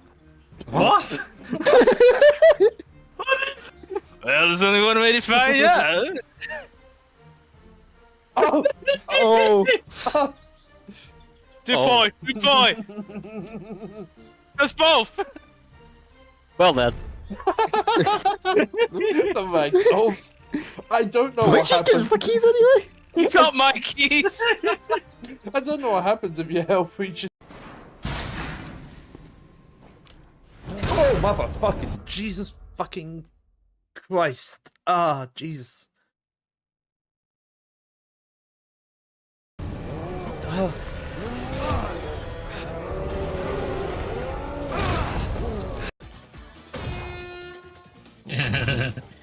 Sorry, Luna. No one be aiming at me and I don't like it. Oh, I swear to God. Okay, okay. No! I don't know, Okay, that's well, a purely No, you're getting legal focused. forward move. No, no, no. No, no, no, no. Come on.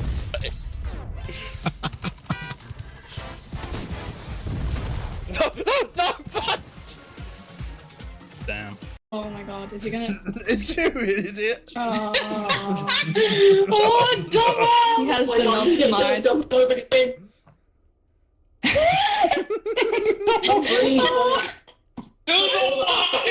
He's just done.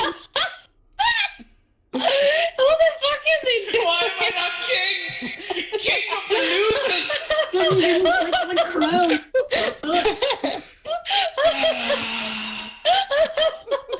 In the hole, so it's. Oh, the fact explosions move the balls, that's really annoying. Oh yes, everyone's supposed to. Oh! No, the fucking focus. I'm getting focused by two assholes. I got it. I got it.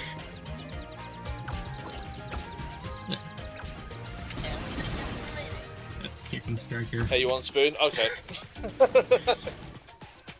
Oh, No mercy. oh, you I think to retrofit again, will something pop out? Nope, free time is not the chime.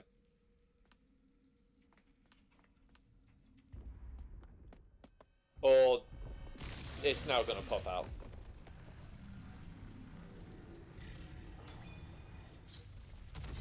Oh shit, is that... Oh.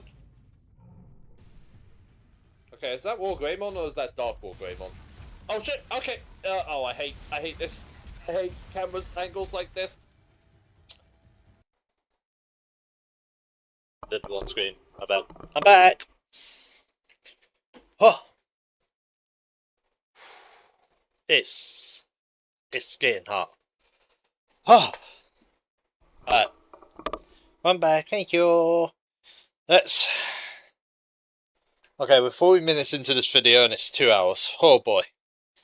Let's continue this. The warp. If we're being meta here, these are space elves, and these elves ruled the galaxy in the time the Necrons went to sleep and humanity began to rise. The Eldar's empire It's getting was hot here, so galaxy-wide take and off lasted all for your longer than any clothes. other galactic power You don't that know we if I'm naked of. right now. Their Hmm? understanding You don't of know. all things I could be was naked right now. exceptional. With every My avatar's single one hiding. of them being psychers, they had the ability I'm not, to though. master the warp and use it to their advantage. See, being a psyker is I'm in basically baggy being clothes, a though. wizard, or I guess in this case it's more of a sorcerer, since you are born with the gifts as opposed to learning them. In order to utilize your psychic abilities, however, you must then reach into the other dimension, into the warp, into hell for that power. So if you were to say, cast Fireball, your mind would reach into the warp, gather the strength to rewrite reality, to then cast Fireball. Now, you might think to yourself, doesn't that mean if you are opening up a power... Why do we have low quality LARPing going on?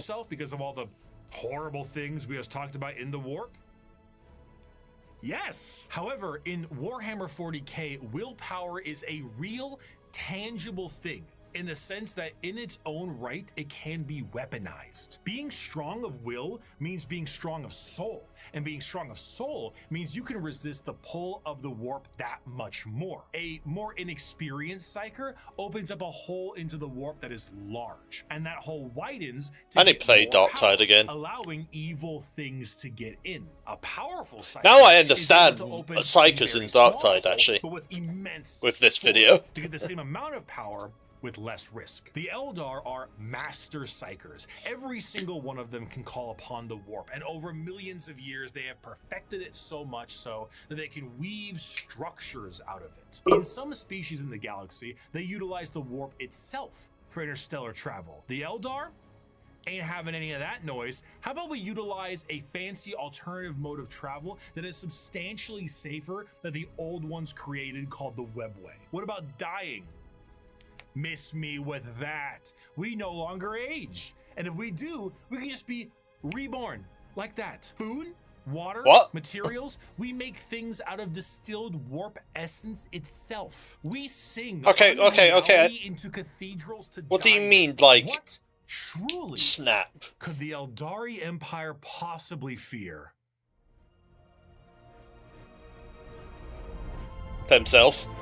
The Eldari Empire's biggest fear was themselves. Yeah, I wrote British so strip. perfect, they wanted for naught, and this led them down dark and dangerous paths. When the base functions of society are no longer a problem for you, you tend to experiment. Perhaps the medium rare steak on your plate would be better if it was elf meat. Hey, I'm not saying we should make cannibalism legal, but like, what's the issue with a little taste? Violent sports is one thing, but how come we don't do sports to the death? I mean, I'm just saying, like, if both participants are willing and clear about it, like, what really is the problem there, you know? Art. Thing is, I would like to learn Blood Bowl. Or Blood Bowl. Is it Blood Bowl or Blood Bowl? Whatever one it is. The problem is, I don't understand American football either. So, there's two things I don't understand. And that's where it gets confusing. Art is completely up to the concept of one's own interest. A canvas adorned with the blood of a man wronged is truly the visual poetry that our society needs. Hedonism. With a slow and consistent hedonism, the Eldar slid backwards into debauchery of the sort I cannot discuss on this YouTube video. Murder on stage, delicacies and drugs distilled from one another, the trade of slaves and concubines, and much worse. The Eldar physiology has their emotions heightened, and they can feel more than a human does. So while it can provide lows of pure despair, it can also provide greater highs than you have ever known. And swinging between the two of them was the Eldar game. The Warp took notice of this heavily, and it began to react. On a galactic scale, the debauchery and the hedonism of the Eldar race caused levels of warp storm so pronounced and so volatile that it cut off interstellar travel for all those who used it. Communications between planets was removed, and a nightmarish era of old night began. This continued for thousands of years, hundreds of thousands of years. The Eldar, all but removed from the problems being caused as they entered heights of more and more ecstasy. They needed more and more and more. Nothing was ever enough. More murder, more torture. It's art, it's delicacies, it's life. This silence offends Slaanesh.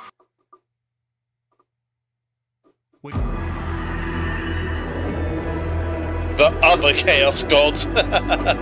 Slaanesh, the Prince of Pleasure, she who thirsts, the god of unspeakable excess, is our fourth Chaos God, with the sacred number of 6 adorning their title. Slaanesh, the Prince of Pleasure, but because she? with our other 3 Chaos Gods, there was a certain understanding of human emotions. Slaanesh is trans, let's go! That desire is how they get their power. The words to be used would be decadence, pleasure, perfection, passion, excess, and many others. The pursuit of more. Exactly, yeah. To do more, experience more, become more. That's what gives Slaanesh their gifts. A lot of people believe that Slaanesh is the something fourth that Chaos with God. sex. Specifically, and it makes sense why they assumed that. The visuals of Slaanesh patrons are all very lithe and sexual, but they are also intentionally androgynous to appear attractive to a variety of intrigues. However, to think that Slaanesh specifically derives from sex would be mistaken. While it is true that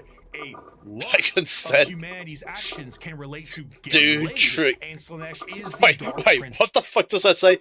Do tricks on it, do tricks on it, do tricks on it. Of desire, it's more on the lines of feeling an excess of an emotion. It is excessive touch and scent and desire, and a lot of that has to do with sex. That's why it looks like sex, but it's more than just that. A patron of the arts Burn it all. Burn it all. Not Funko Pops. No, burn it all. Slaanesh, one that aspires to become the perfect chef or master of their craft, and the sheer pursuit of that alone will feed Slaanesh. Whiplash is Slaanesh's absolute favorite film. Videos where people beat Elden Ring on a dance pad feed Slaanesh. There are no Perfection. two words in the English language more harmful than good job. But is there a line? No, man, no. This also moves into the concept of feeling. Sensation is a majorly Slaanesh-coded thing. It might start off feeling good, but then you get to play around a little bit, you know? You play with a little bit of pain. Light pain might not be enough, so you might want more. Or inflicting the pain could be your jam. Music can increase to volumes that may hurt your ears, and even then that might not be enough. More.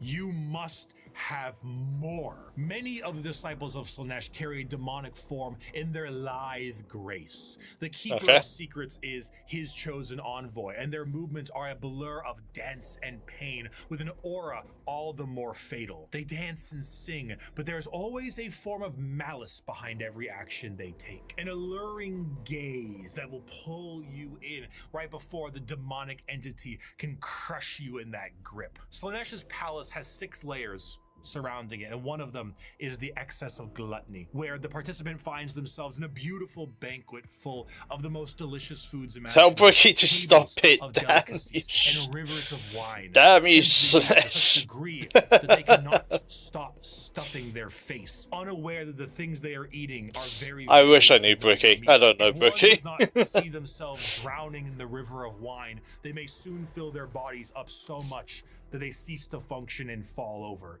becoming part of the banquet themselves.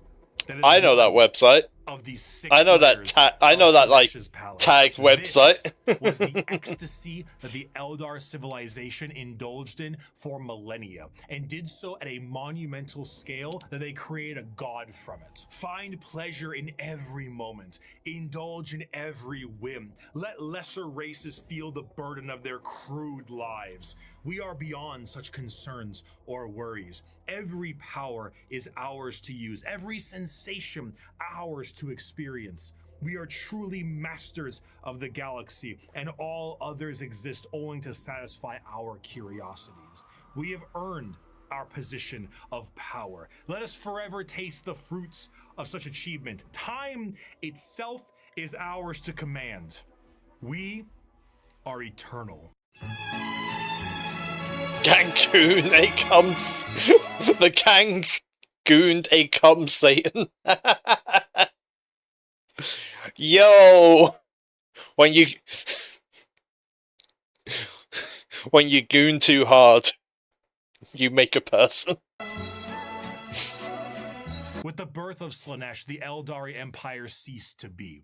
A catastrophic event so horrible that the time to make an Eldar army. Usual Tuesday, yeah. A fissure forever known as the Eye of Terror. With the sudden inhalation. So Slaanesh must get so much power from phantom pregnancies, right? Like, Slaanesh is just like, phantom pregnancy, yes, more power.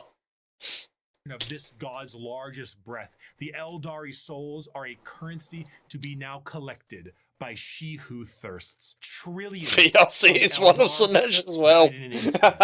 Yep. Gorging on their souls to satisfy his palate. 99.9% of their entire species died, and the rest are doomed to red light districts. For Slaanesh now stakes a claim on each. Time to defeat Slaanesh, Blake. I can't do it on stream. Well, not this stream. Awaits them. The remaining Eldar devote their entire lives to stopping this eventuality. Their dying race so devoted to saving themselves from the Dark Prince, and in doing so, have found very creative ways. In the modern world of Warhammer, the craft world Eldar are the main force of Eldar in the galaxy and represent the elf style that many think of when you think elves in space. Fantasy elves in space, not those elves We'll get to them. A craft world is a monumentally large starship, the size of a continent, that acts I don't as like the craft world look of the ship. During the highest reaches of hedonism, many Eldar saw the demonic writing on the wall and began to try and seek asylum from their own debauchery. Those Eldar left on monumental craft worlds into the far reaches of the galaxy and saved themselves from Slaaneish's awakening. The main thing the craft world Eldar seek is to temper their minds and bodies in a way that will never. Have you allow seen them the to slip Imperium back into ships? their I think old I have. ways. The representation they carry is that of a more feudal Japanese motif. The good follow Eldar. paths as they age. The path of the warrior, the seer, the poet, the diplomat, Okay. the bone singer, and so on. These paths are a strict code Well, of conduct. quotation to hone marks, the good. heightened Yeah. Eldar psychology down a school of thought and action. And if it sounds a hell of a lot like Bushido, well, you're damn right. Did they Here's still a medal travel on and the a soul webways? stone. Don't lose it, or an eternity of torment awaits you. Going through these paths will allow you to take up not just a role in Eldar society, but keep your mind clear from the past worries that plagued them. Every Eldar Yes, is said to be a okay. psyker, however, very few of them So they actually never utilize travel their through the psychic warp. powers for fear Okay. of tempting she who thirsts. A large amount of emphasis Imagine also a put on massive ancestors of the Eldar, and learning Catholic from them the farther you go down the church path. with This can sometimes rocks. be seen by the large variety of jewels With rockets on adorning them. the armor Oh of god. Eldar. Those are called soul stones, the biggest middle finger to Slaanesh they can think of. See, when an Eldar dies, these stones act as a backup, and instead of their souls going to Slaanesh, they are then trapped and stored in this little stone. So when the Eldar say they commune with their ancestors, they mean so very literally, as the spirit and soul of generations before them are stored here. Often, larger structures may contain vast amounts of soul stones, such as the Infinity Circuit in the craft world itself, allowing the souls of the dead to help power their enormous starship. The young do not desire the discipline of the path, but rather their curiosity drives them to try every fruit from the tree. Thus, it is that so many take the path of wandering or the path of damnation in their first years of adulthood. And so, the great tragedy of our kind is played out again and again as the number of our people shrink from generation to generation. These paths, when completed, allow an Eldar to move to the next one, then the next one. However, since this is the grim darkness of the world, many of these paths rely on combat. The Eldar actually had gods at one point: Cain, Vol, Isha, Azeryan, and so on. Why is that a These jar on gods screen? are Why is that a aspects jar of on the screen? pantheon, and while many were killed in Slaanesh's creation, their teachings live on. For some, the strongest devotion to the Eldar gods is to join the Aspect Warriors and embody the wrath of Cain, their god of war. While guardians of the Eldar craft worlds are more akin to a trained militia, the Aspect Warriors embody It shows in the jar. particular Oh. variant of the path. Each Oh, no. are led by a Oh, Phoenix no. Lord, a name passed down from generations and embodying the souls of prior Phoenix Lords with each new one. The Howling Yeah, Banshee, Phoenix Lord led is by such a Jain cool Sar, thing. Fugan and his fire However, the dragons, Banshees look Bahamut, terrifying. and the swooping hawks Oh, with Haugen Ra oh. and his dark reapers. Oh, I Each like those swooping aspect hawks. shrine carries They with look it cool. The Eldar way of war. Fast, hard-hitting, and incredibly tricksy. For they do not have the numbers to fight The Phoenix in Lord any is a other way. badass The name. Craft Yeah. Lords show how mangled an empire can be by their own actions. I think They adding a once Phoenix ruled to a the title galaxy is in just a an honest, badass name thing. non-hyperbolic way. But in the end, they Like were X-Men betrayed did it, like, you know, the themselves. Phoenix And power their and all most that. Like, prominent remnants yeah, are Phoenix forced to is. drift aimlessly Even though through the Phoenix galaxy, power trying is to kind of save like, their species I can't from tell if it's a good extinction guy. and resist It's the like a. temptations of she who thirsts. But for It's some, kind. It can be good, but it can also be bad. it's just beginning. The what? Deep within the webway is the city of Kamara. This dark city once existed as a port in the webway. How many Eldar are there? We're still on Eldar stuff. That allowed for ease of transport for the Eldar between its various domains. The significance of this... Bro, if this is like... How long is this video? This is part 1, this is like 2 hours. We're almost an hour in this video. Bro, I'm worried when we get to Space Marines.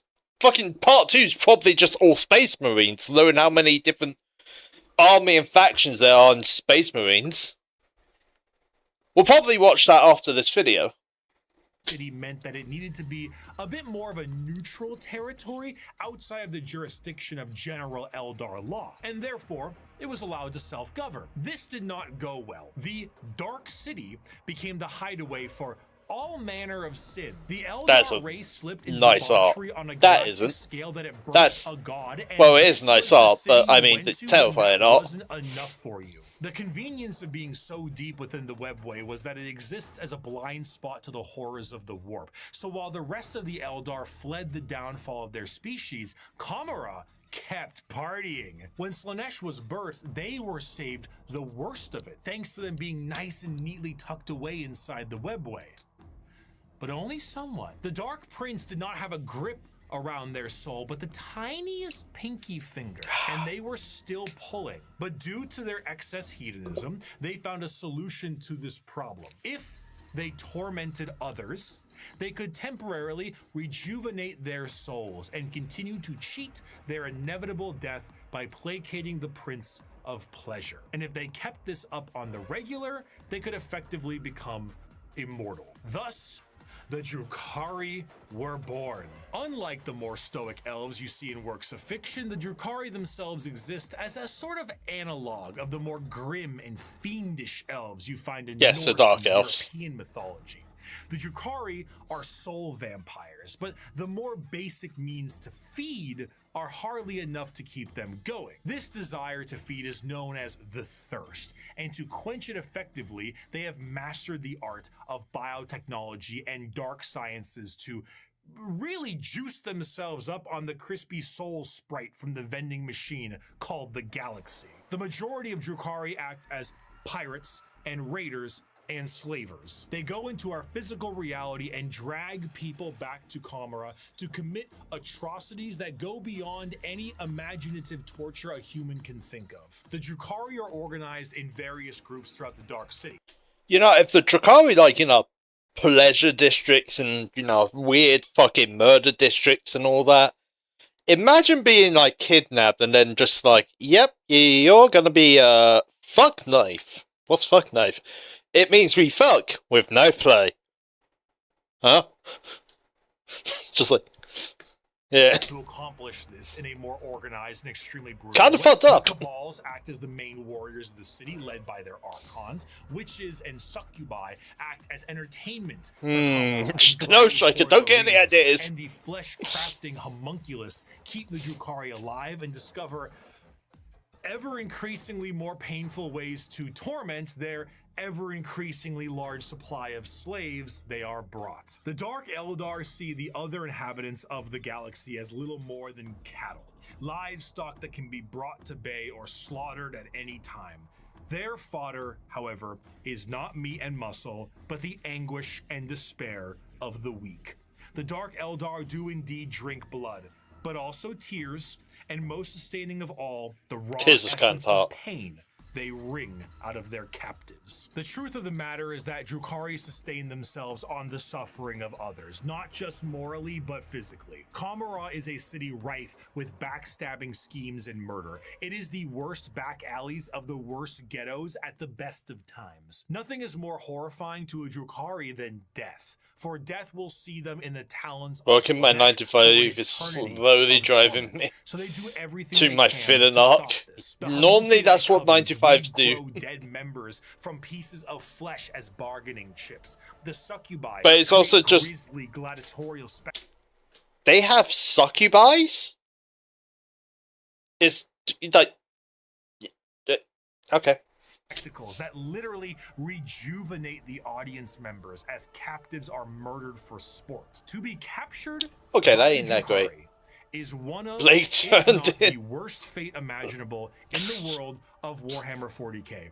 In a universe built on war crimes, they are the most debased war crimers of all time. To be tortured and sacrificed in the gladiatorial They're just like, well, we've committed one, might as well just commit them all. Of being in these flesh smiths control group, or being turned into a living and breathing piece of furniture for an Archon's quarters. In a cruel twist of fate, a newly born Drukhari does not arrive into this world loving torture.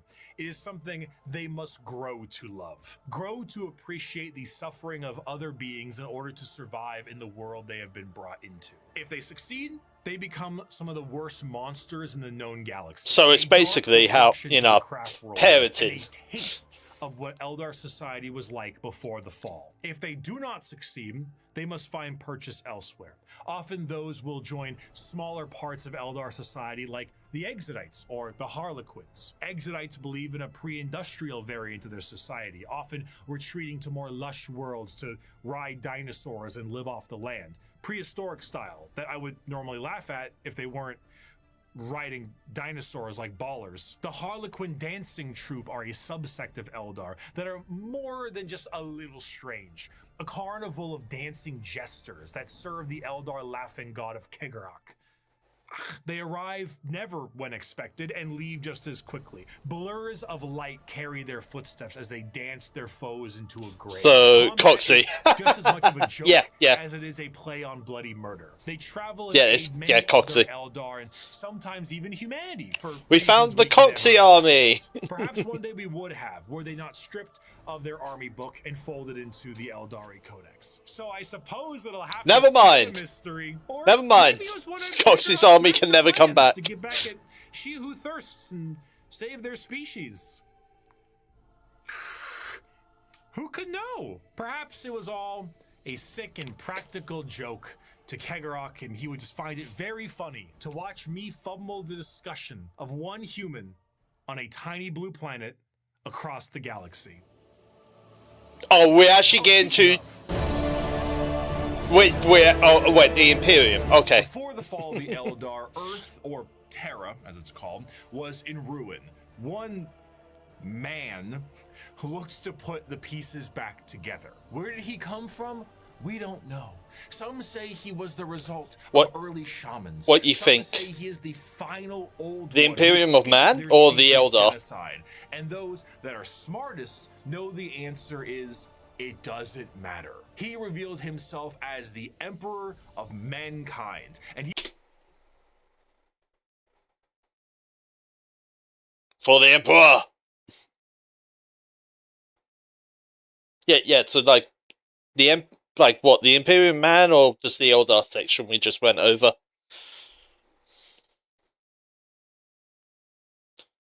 Who did you think was the Blue Planet Man? Was that not Bricky just talking about him being on Earth? Or Terra, as it's called in this universe? Well, again, I think it's a fucking... Before... Oh, I thought Space Marines. I thought, are we getting into Space Marines?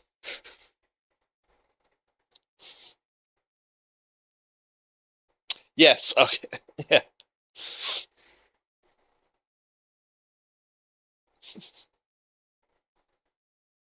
Yeah, that's what I said.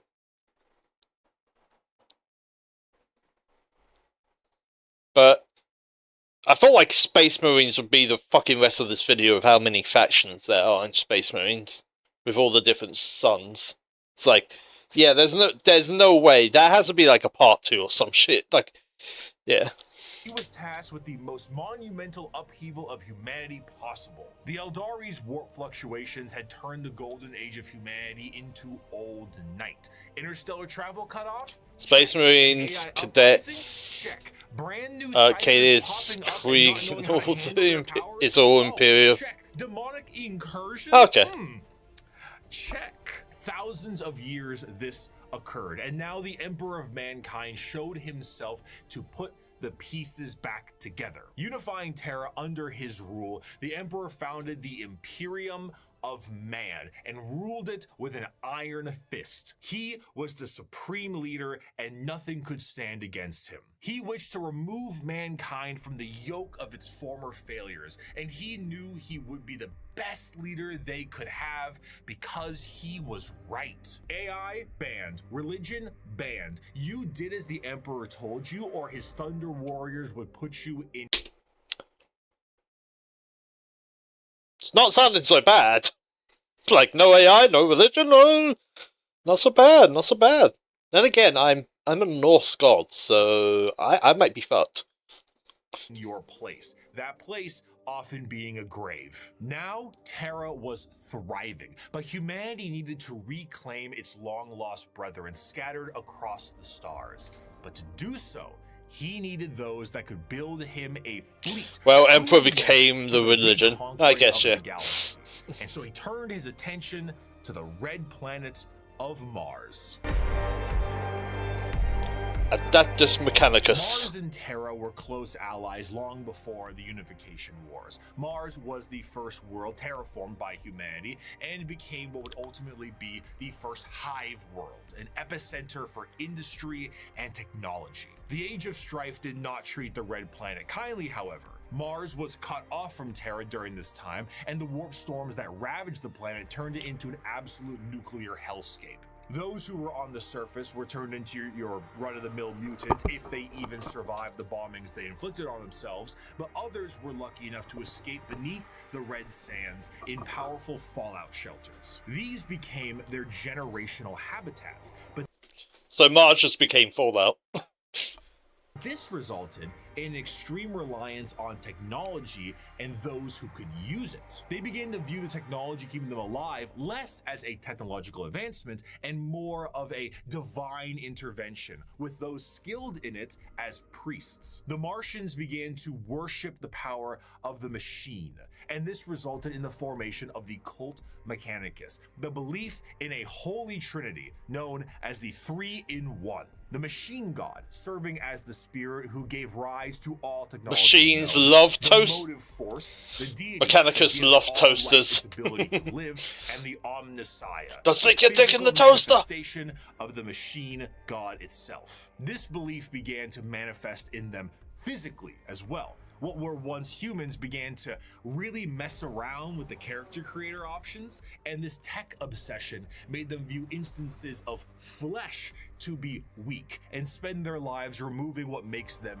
human and replacing it with mechanical augments. Robotic limbs, glowing eyes, mechadendrite arms. What was once a mass of flesh now looks like the back of a router, and the oldest members of the Mechanicus no longer even look slightly human. In addition to this, cloaked over all of their mechanical appendages are robes that reflect the color of their homeworld, the red robes of the Mechanicus. The cult Mechanicum, now the Adeptus Mechanicus, create a fascinating combination of cultures all birthed into one.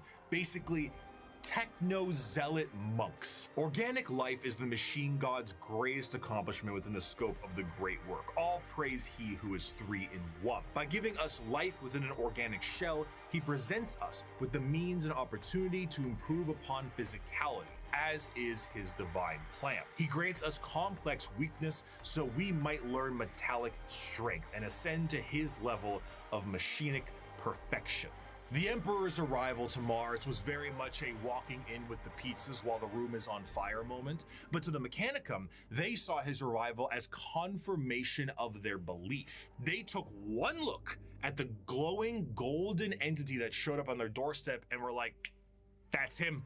That's the guy right there, and they immediately accepted him as the Omnissiah. Obviously, showing up and being called Machine Jesus shortly after wiping out all instances of non-Machine Jesus a little bit beforehand is an instance of capital H heresy, but the Emperor saw the bigger picture. Were they strange with how they rubbed unguents on themselves, burned incense, and prayed to machines for them to work?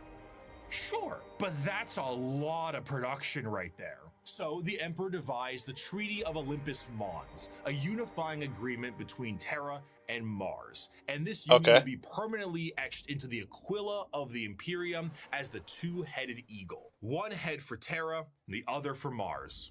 Oh, so that's where the logo comes from. That's where the logo comes from. Weapons they needed to reunite the scattered remnants of humanity under one banner. And the Mechanicum of Mars would be able to keep doing what they were doing religiously and scientifically, so long as they kept up their tithes. This tithe meant total quality control over all technology in the Imperium. Is it a big spaceship? AdMech take care of that. Tanks? AdMech take care of that. The literal bullets in a gun? You guessed it. But unlike the factories of today, the forge worlds of Mars and the creations of the Mechanicum are a bit of a different experience altogether. Instead of a factory on a random given world, the entirety of the planet's surface is dedicated to manufacturing. But that's a little tricky, isn't it?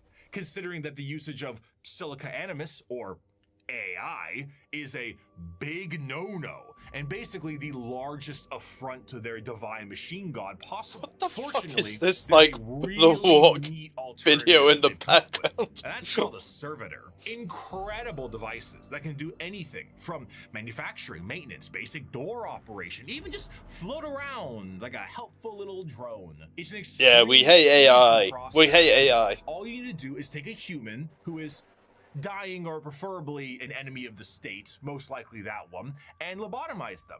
And then reprogram their brains to do exactly what they tell you. They even got little baby versions of them. Yay! So now you can rest easy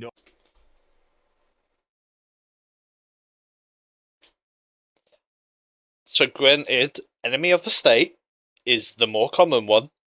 How the fuck is a baby the enemy of the state? Or was the baby born from an enemy of the state and they're just like, well, you've lost your rights. We're taking the baby. knowing that the entirety of the Imperium, because they outlaw AI and learning new tech is heresy, is run on lobotomized slaves. Whether they deserve it or not is unimportant, and whether they can still keep their consciousness trapped in their own minds is another thing entirely.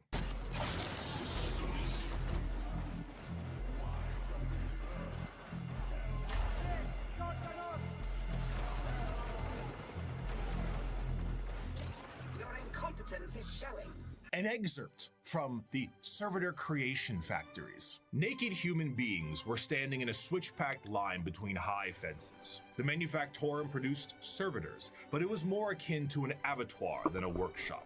Every surface was easily cleanable. So, servitors are lobotomized slash re-engineered in a sense to programming. Perfectly smooth, slanted floors. As the line slowly advanced, the people were passed through various scanning devices, most of them mounted in ugly, functional arches that let out a constant series of acceptance chimes. Occasionally, one would let out an angry blare, and the indicator lumens would flash red. The rejected person was then swallowed up by a trapdoor opening beneath their feet. From these pits wafted a hideous stench and the grinding sounds of industrial mincers. One rejected man grabbed onto the lip and hung there, arms and hands bloodied, shouting a stream of defiant profanities. Guards lined the grating either side of him and shocked him until he fell. The adepts wouldn't even waste bullets on these people. The trapdoor flipped up, and the next terrified person was ushered forward. Violent metal arms snatched them up and spread-eagled them in the air, and a servitor shearer shaved them all over. At another, they were subjected to a high-pressure counter-septic wash. Yeah, okay, these bits are already boring the crap out of me.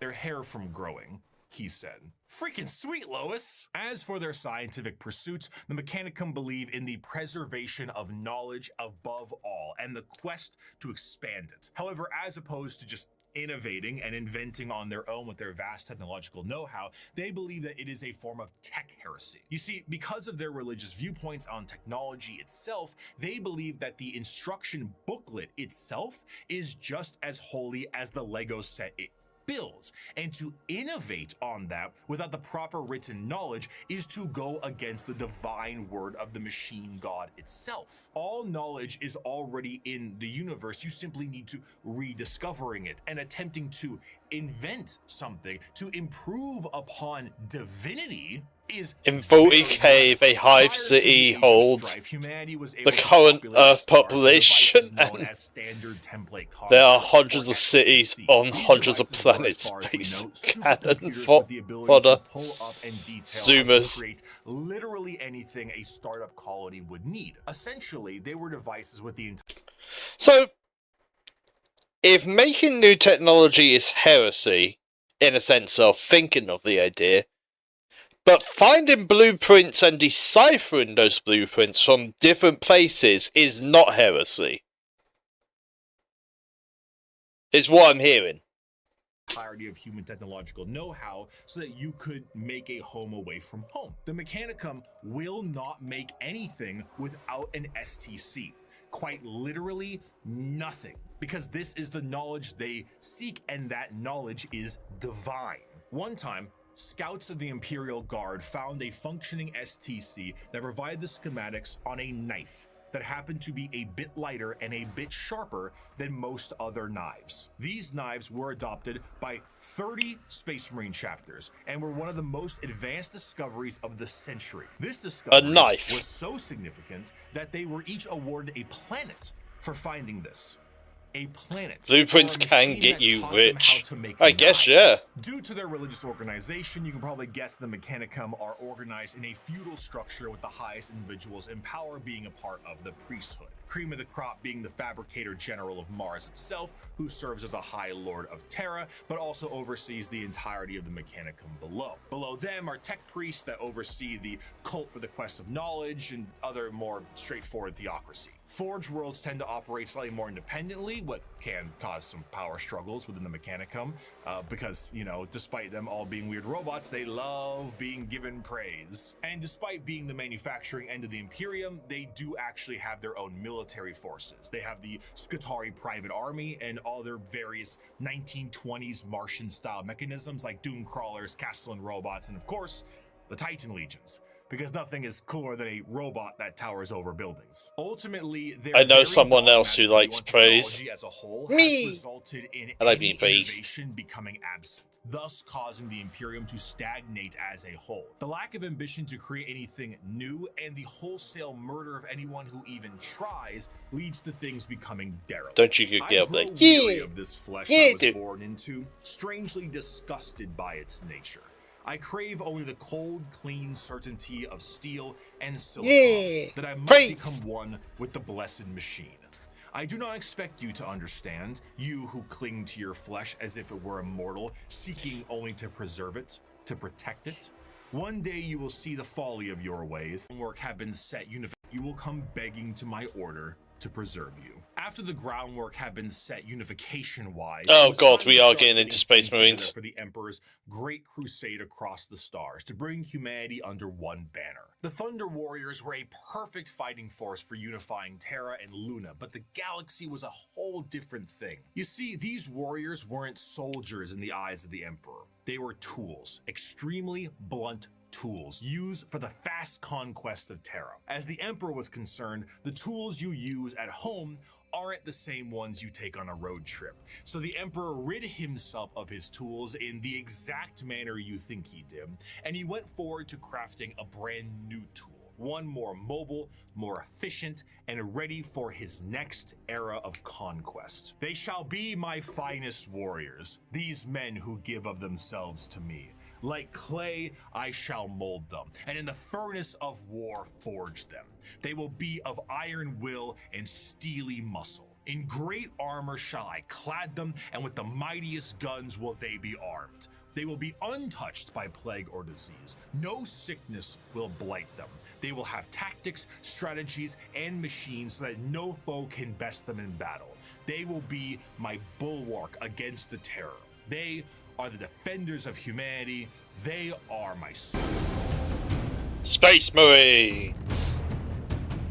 And they shall know no fear. The vastness of the Milky Way galaxy meant that the Emperor needed assistance bringing everyone back to the fold. And who better to do this than himself? But since the technology to be in many places at once does not exist anymore, the Emperor decided that it was time to become a dad, the same way Geppetto did, and with far less care. It is not my son, Arkin. None of them are. They are warled. uniquely for a purpose. Okay. What a dad. The Primarch Project was started to create charismatic and unique leaders in the Imperial military.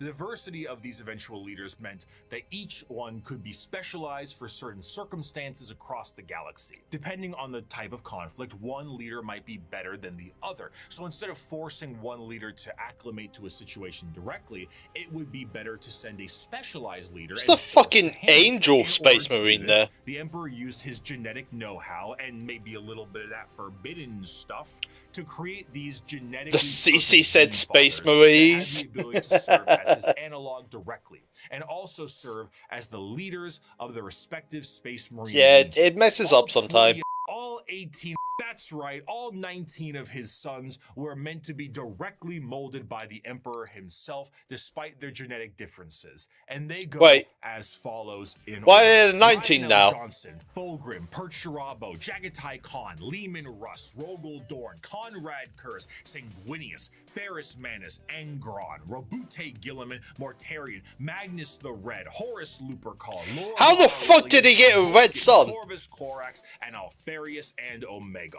His sons, finalized and crafted to be the warriors he needed them to be, were complete. But he may have decided to do a bit of dabbling with things he shouldn't have, and paid a price. Before the Primarchs were ready to go, an intervention by the gods of chaos prevented his plan from being completed as intended. Though the sources vary, the ultimate result of the Chaos God intervention was that all of the Emperor's tools were scattered throughout the galaxy at unknown places and times. Each one of his sons ended up in a completely different world, and instead of being able to directly influence their upbringing, these children were instead forced to experience the unique nature of their respective homeworlds. Some had a great time and lived in general luxury.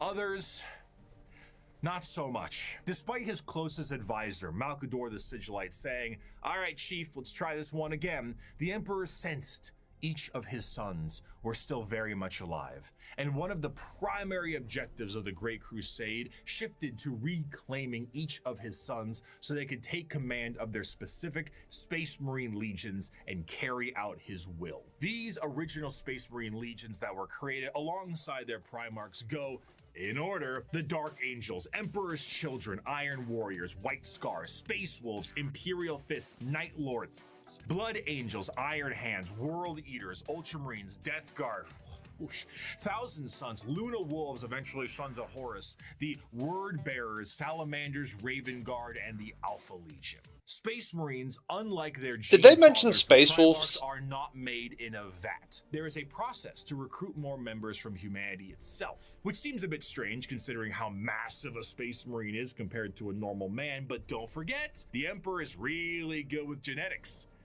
Less good with anesthetic, however. These prospects are recruited across humanity from various reasons and methods, and are generally killed during that process. But sometimes they aren't, and they are able to go through more and more of the actual training to assess certain traits that are important and relevant to being a Space Marine. Most of the time, the common factor is a pure, unrelenting willingness to kill the enemies of the Imperium. After going through psychological screening, the prospect, now called a neophyte, goes under the knife to become a Space Marine.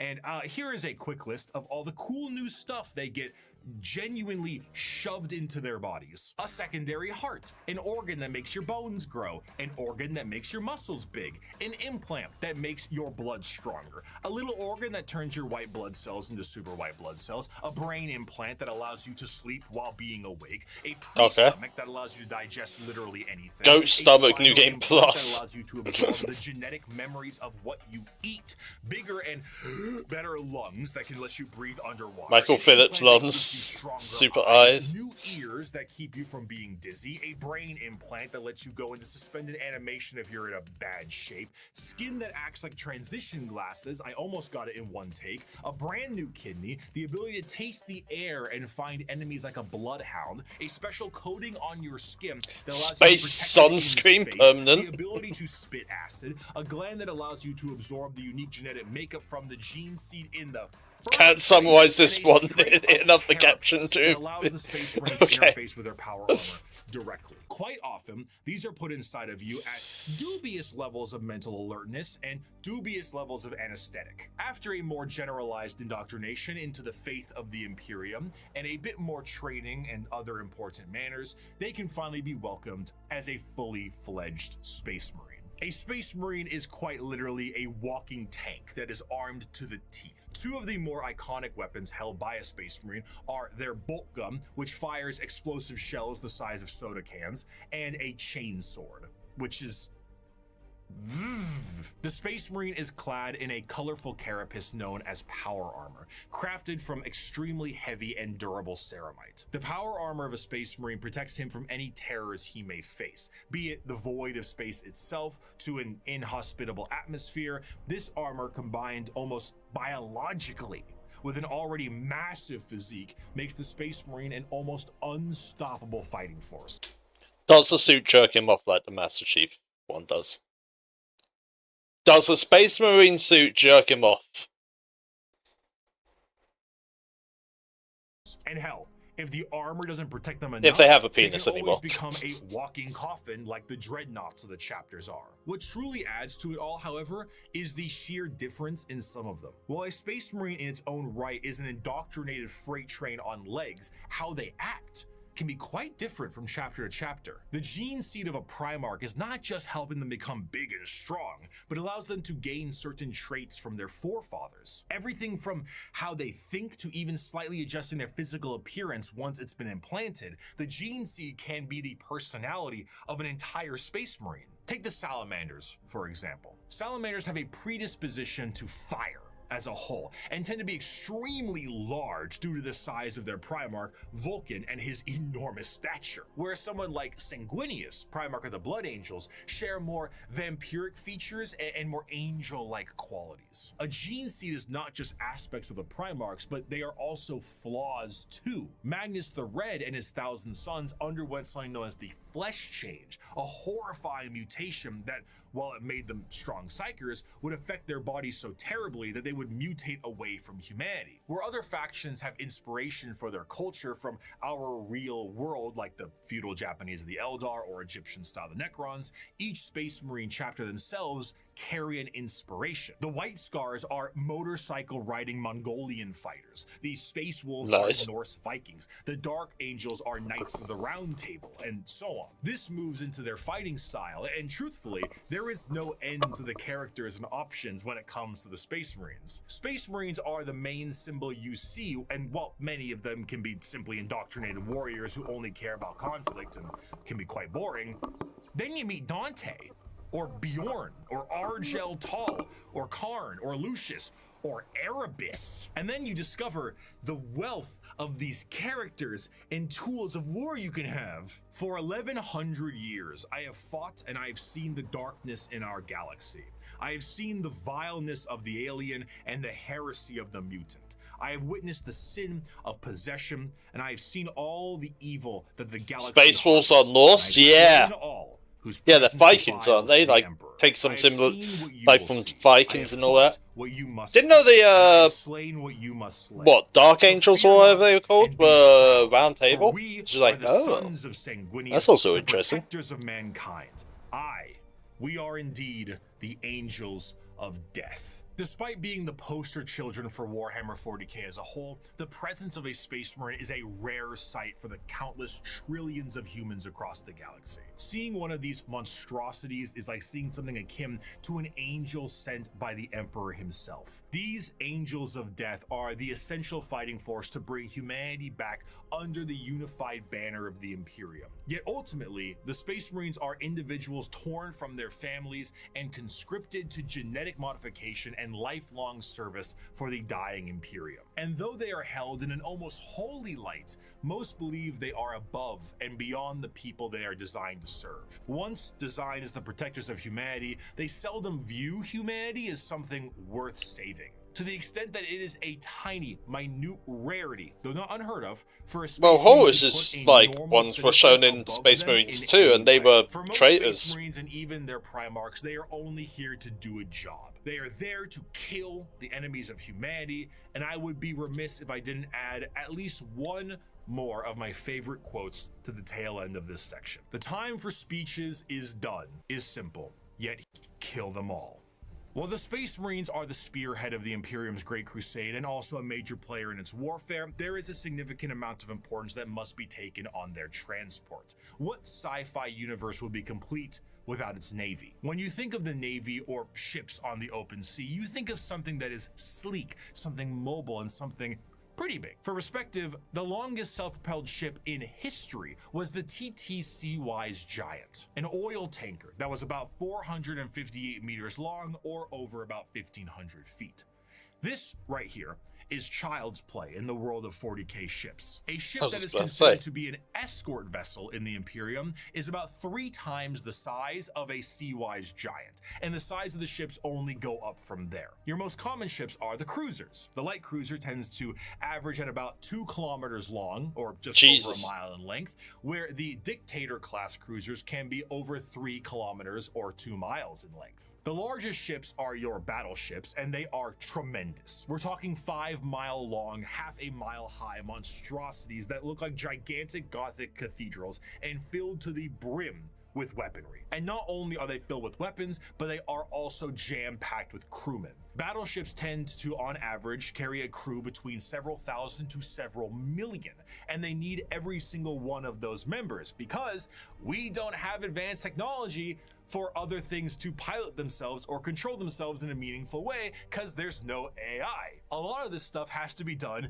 manually. Even the reloading of those giant batteries is a form of manual labor. Oh and, god, of course, the amount of people. Speaking, gliding through the stars is a very slow way to do things. And let's be honest, there can't be a science fiction setting without some form of hyperspace travel. This form of travel in 40k is less like going to Plaid in Spaceballs and more like going into Davy Jones' zipper dimension in SpongeBob.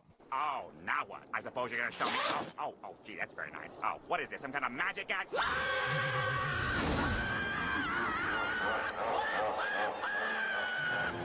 I forgot about this episode. Okay, Brookie, okay, thank God. What's this about? Brookie, you're showing too much control. I'm gonna get striked. Which is an abhuman. It's a mutated human, don't worry about it. And they have a gene that gives them a third eye and the ability to help steer the ship through the warp, which, as we know, is hell itself and unreality. Now, this might sound exceptionally dangerous, and that's because it is. Now, the ship does have protection in the form of a Geller field, though. Originally, I assumed the Geller field is what you think it is, a large force field stopping all manner of horrible things, like demons from the warp tearing apart your ship. How wrong I was, though. So, space travel through the warp basically involves riding on the sea. I was terrified of that episode. You can surf on it. So yeah, I can imagine. To carry you and the like seeing that as a kid. How can a current of souls and unreality carry you when it doesn't obey the laws of physics, time, or, again, reality? What a Geller field is not a force field, but a comatose imperial psyker dreaming of reality. It is not a bubble. It is a force of reality being projected by mutant sleeping beauty to counteract the unreality of the warp that you can then surf on. This, of course, is not a foolproof method of travel, and Geller fields can and do collapse fairly regularly. Being subjected to the warp itself without this Geller field is a terrifying prospect. In the best case scenario, your ship will be torn to shreds. But there are countless instances of ships being thrown out of the warp randomly throughout time itself. You leave for a 2-day mission and you come back 90 years in the past. Maybe you feel like you're lost in the warp for a century and it's only been 45 minutes. And that is only if the waves of souls don't rip your ship apart or have demons arrive on it to do unspeakable things to the crew. The Imperial Navy is an astronomically powerful force for the Imperium because the sheer volume of ships and guns on those ships create firepower that can sunder planets. This is all juxtaposed with the sheer backwater nature of these ships. While they are manned by crews of zealots, they are also operated with such a backwater tech, it completely confuses the reader. You see the long batteries of portside cannons that the ship has, and remember that AI is heresy in this world, and that all the mechanics... Oh, they need to be manually fired as well, I take it? So how do they load these? Well, they have gun gangs. Massive gangs of hundreds of people manually loading these cannons. These are genuine gun loader gangs that get into gang wars and squabbles. On the ship's bridge, you may find the captain himself hardwired... Yo, Gun Gang 45, we loaded our Gun Gang 21 way faster than you, suck it 45! You're doing a disservice to the Emperor! Screw you, 21! Directly into the ship's chair permanently to control it the best they can. Giant screens of hololith data fill the room, and sensors across the ship are just as likely to tell you information as a serf running up to you with a scroll of parchment is. You reach to a microphone to shout orders down a hallway as paper readouts tell you information of the enemy, and holy sigils and candlelit incense burners gleam your next move. While the Imperial Navy, okay. Of the Imperium in the same sorry, shit. Format of this video, it is I can read the second one. The last word. Every Space Marine Primarch had a flagship, and every strike cruiser and battle barge has a story to tell. But if there is a single thing that the Shield of the Navy does the best, it is to help support and supply the monumental forces of the Imperium. The hammer of the Emperor himself, the uncountable men and women of the Imperial Guard. Okay, Jesus Christ, the amount of... I don't care if these things have adapted to resist our las guns. If we can't kill them with our rifles, then we'll kill them with heavy bolters. And if we can't kill them with heavy weapons, we'll use grenades. And if grenades don't work, then we'll fight them with our swords and our knives and our bare hands. We'll drown them in our blood. That's what it means to be a soldier of the Imperial Guard. Now follow me.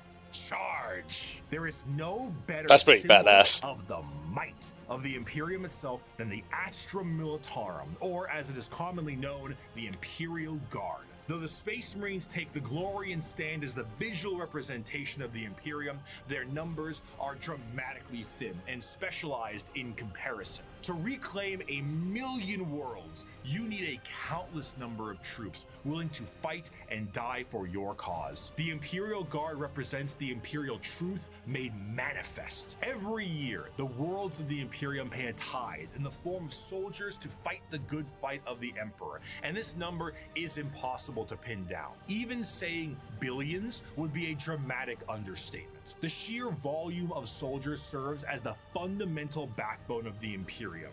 Probably like one of the only few jobs in like Warhammer 40k, right?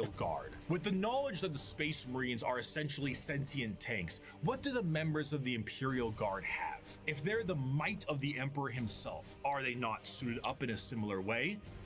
No, not really. No fancy suits, no biological enhancements, and basically no expectation to live. Once a regiment of Guard are activated, they are sent directly into battle with almost no expectations that they will survive. This is because, despite their training, their incredibly powerful armor, and extremely strong weapons that would crush any army of the modern day, they are so hopelessly outmatched to the things they will face. Sending a member of the Guard is throwing a rock at a nuclear bomb. However, where they lack in advancement, they make up for in sheer numbers. And I was just about to say, numbers. Overwhelming force can be the difference maker in any deployment they face. Quantity is a quality all its own. If they do happen to survive, they will be sent to the next battle, and so on. Seldom do members of the Astra Militarum get old or retire, and those that do are truly to be feared. There's an old saying that the average lifespan of a guardsman is about 15 hours from deployment,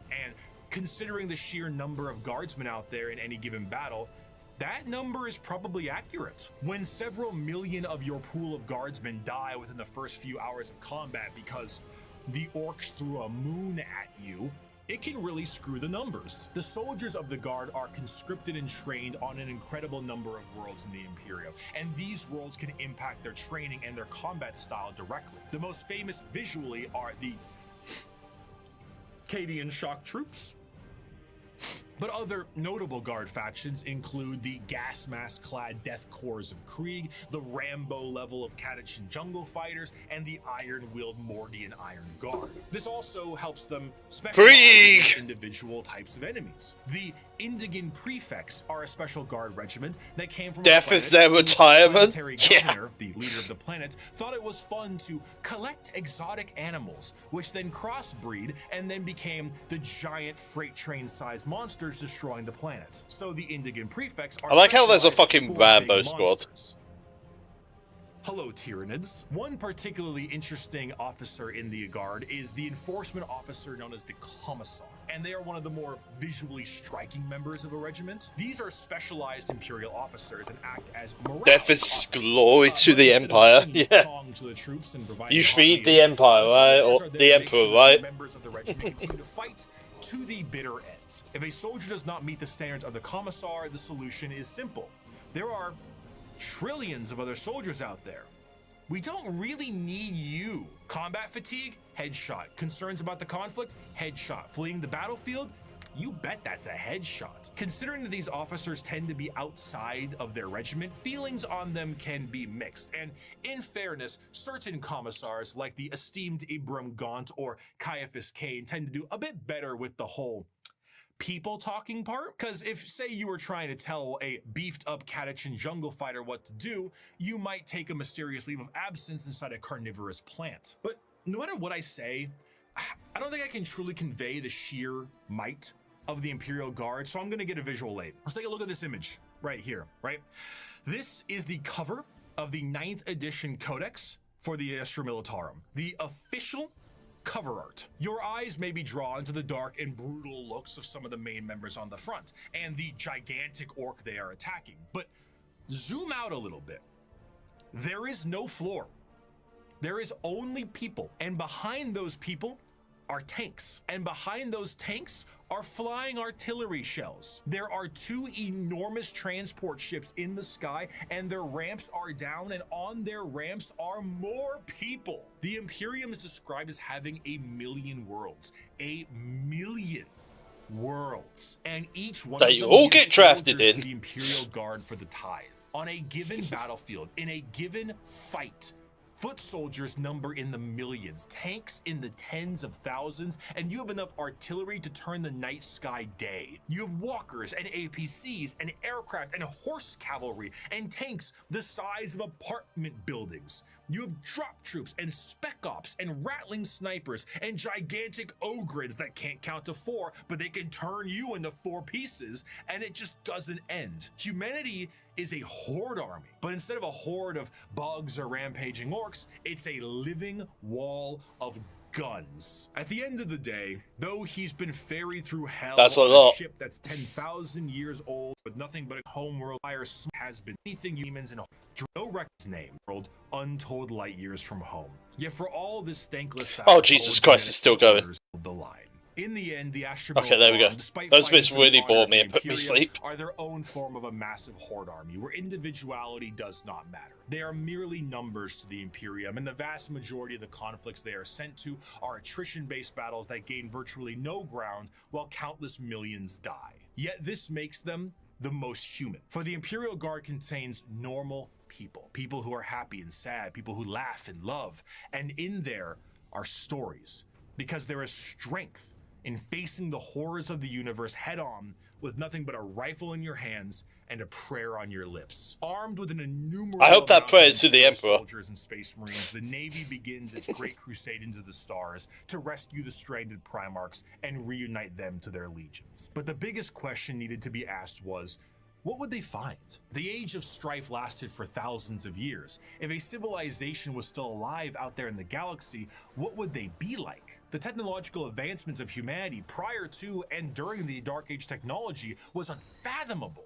It allowed them to spread through the galaxy with ease and allowed them to settle once inhospitable planets. These Check races of DMs. humanity were provided with the vast knowledge of human creations and were given gigantic machines to make arduous labor and ease. The spreading of these massive colony ships was known as the Long March, and these ships would be retrofitted into settlements upon arrival to their new homes. Accompanying them were the gigantic pieces of farm equipment. We need to play first. We need to play it first. Specialized pilots that could maintain them. They were not only We need to do tabletop sim and play it first, because communication was cut off. They also did then I will know if I will like the game to get it. against both threats demonic and alien. Because of the significance of these machines, those that could pilot them were powerful enough to be considered leaders. Yeah, my travel light and my And the suitcase. lineage of those who could pilot them was imperative. But These models, machines, yeah. over the thousands of years would eventually be known as the...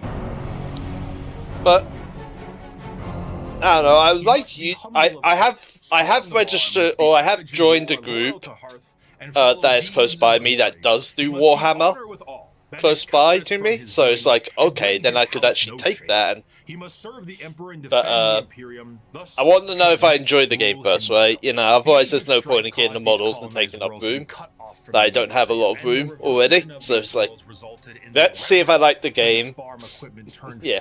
And the leadership that controlled the devices became viewed as a noble hierarchy. During the Age of Strife, exploratory fleets from Mars found plenty of these worlds, and it seemed the majority of them reverted to a similar state. Like King Arthur seeing Merlin himself, these feudal worlds welcomed the tech priests of Mars with open arms. The mutual relationship between the Admech and the nobility was beneficial. The Admech were able to secure more worlds for mining resources and potentially long-lost STC information, and the noble houses were provided with technological know-how and modifications from the Admech themselves. The suits became more and more specialized, and their history as mere pieces of equipment were lost to time. What was once a tractor became a killdozer, and the Imperial Knights were born. Unlike other military aspects in the Imperium, the nobility of the Knight houses remains just that, a nobility-focused feudal hierarchy that swears fealty to either the Mechanicum or to Terra. Like the Knights in our history, once they swear fealty, they can be called to aid their respective allegiance in the heat of battle.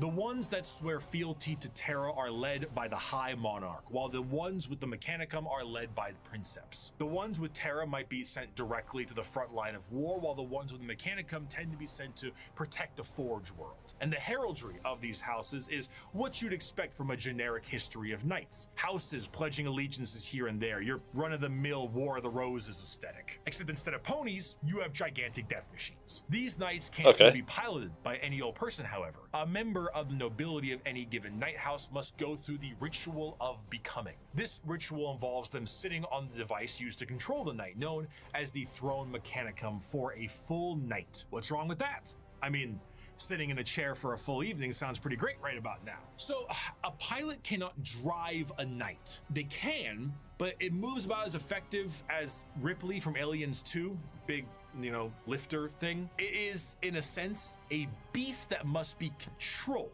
and a pilot must merge with it. The mind of the noble is connected to certain Gundam shows. Fight with the Blood Orphans is a great one.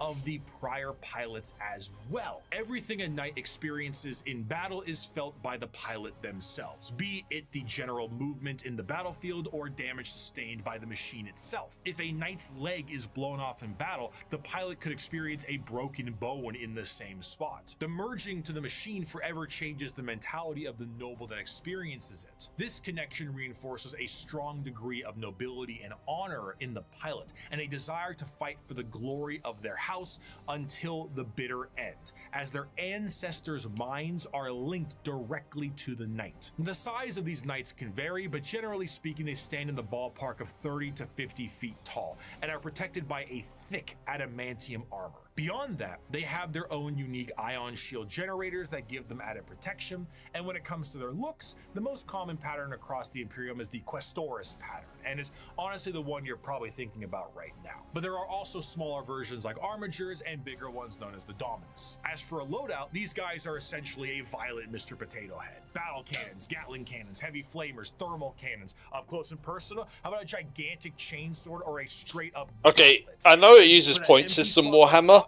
That must cost a lot of points to have one on the field. Whatever you can do to make it as over the top as possible, you gotta do it. A squire serves a knight serves a lord serves a baron, and a baron serves a monarch. So who does members but a circle? Ironically, on the surface, night worlds themselves are one of the least grim, dark settings in the galaxy. Reverting to an ancient time with knights and peasants is almost an escapism from the techno hell of the modern Imperium. But this, of course, doesn't make it great. Points are based on weapon choices with a base. Oh, okay. Of that world. For the knights themselves, the knights give their entire lives to the Throne Mechanicum, and their reality is not their own, as they have to hear the voices of thousands of generations of their ancestors controlling their actions and their lives for as long as they live. It's a strange dichotomy. When it comes to Warhammer, most to all jobs tend to be terrible. However, if there was one, I was just about to say, yeah, all jobs are probably not great.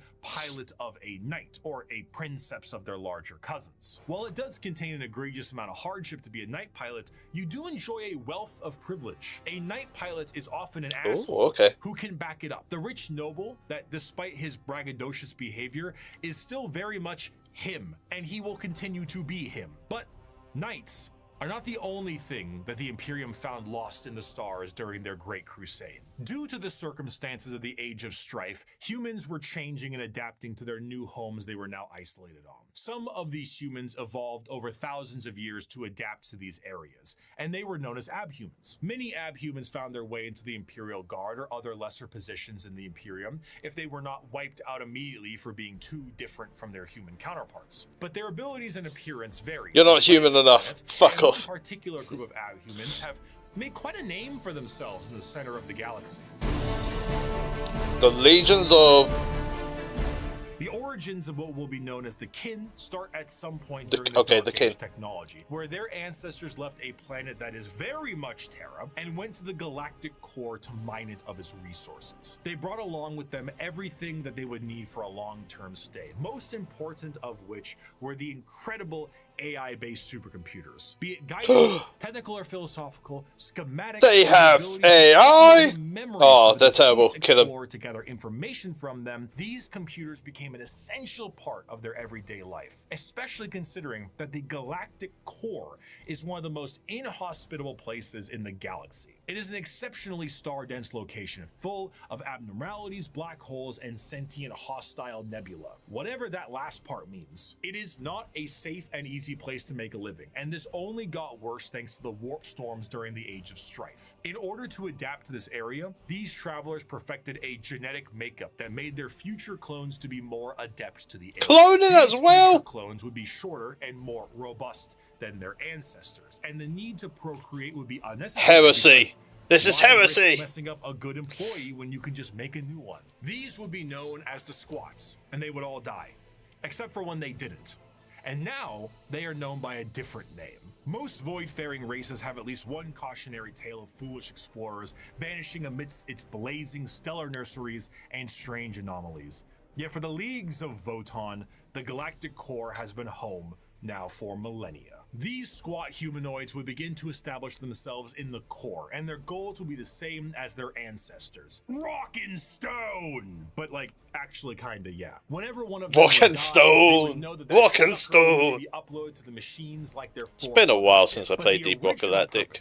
Of these machines was lost to time. What was once a technical resource for them turned into a ritual known as joining the ancestors. And the fact that they were clones at this point meant that the same copy of the same individual would be uploaded countlessly. The sheer overuse of these computers and the repeated uploading of redundant data has turned these once powerful supercomputers into your parents' computer after you installed LimeWire on it, and whose 50 Google Chrome tabs definitely contain information they will return to one day. So much corruption that these computers began to develop the makings of a personality of their own. These would be known as the Voton, and the kin, this dwarf-like abhuman of humanity, would revere them. The Voton still operate to this day, but the volume of corruption have made anything outside of their very basic functions highly unpredictable. They may not answer a question for centuries at a time, and if they do provide an answer or data, it has become so corrupted and so incongruent that it takes a literal kin wizard to comprehend it. The kin, much like the dwarves of fantasy,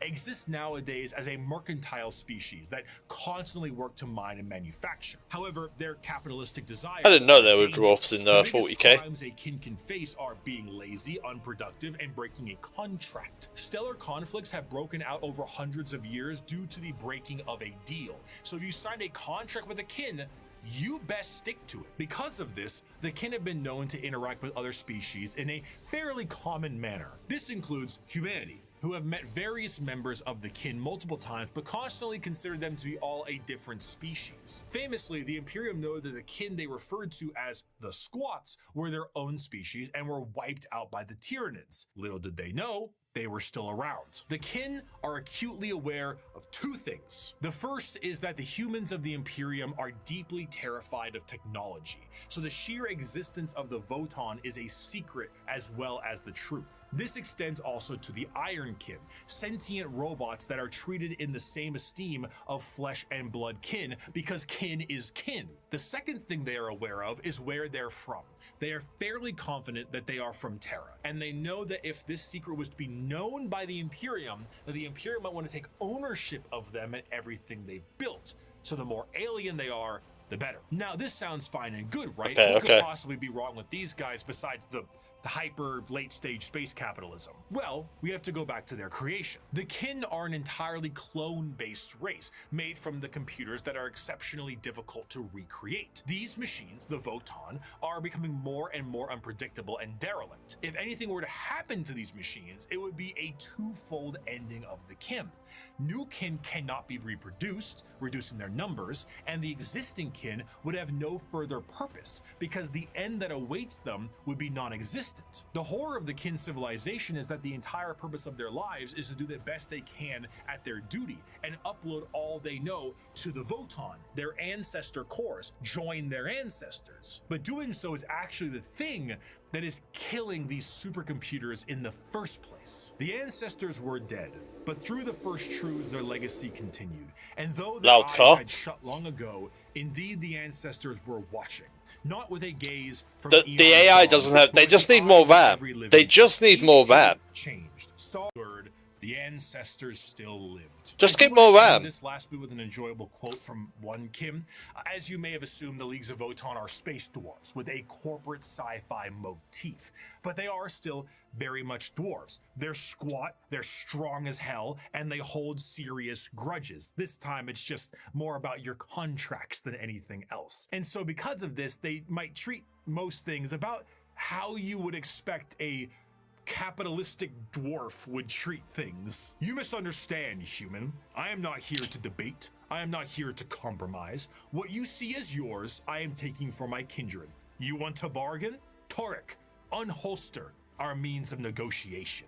As the Great Crusade continued, humanity would find their missing Primarchs, re-establish the location of all their various worlds, and finally reclaim what the Emperor was always hoping for. But eventually, all the Emperor sought to build would be his undoing. His original attempt to have all of the Primarchs lead his great armies and usher humanity into the better ages would end up crumbling down. And we will learn about how the Imperium backslides and the horror of the modern day of 40k in part 2. And we will watch part 2 another day, cause that is long. How much? That is the end. That's the end of the video. Yeah, we're watching part 2 another day, because part 2 is another fucking, like, hour and 30 minutes lag. Oh, there might just be a little delay on stream, because there's always delay. Yeah, let's watch the, Death Corpse of Krieg, and then we'll probably stop stream because it's been like 3 hours and I need to do something else. Alright, let's watch this.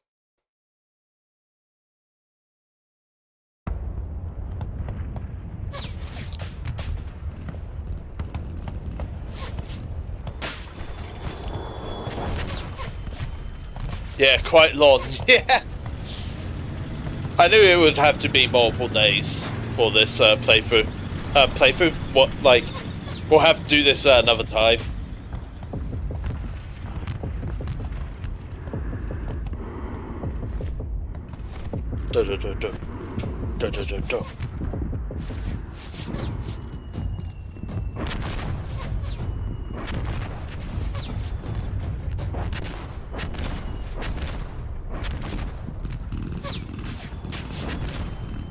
Alright, I'm gonna pause it here for a second. There's ads, so I'm pausing. Because I know Striker wants to watch this and get my reaction. So don't worry, we have it paused. We have it paused.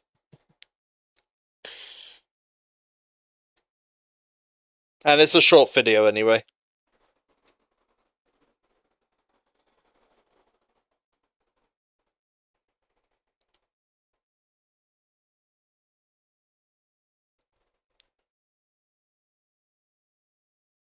Oh, you got quick ads?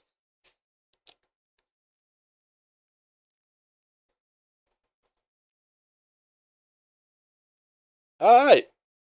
That might have been a short ad break. What's good, because sometimes they can be long. Alright, let's go back to this. I don't care.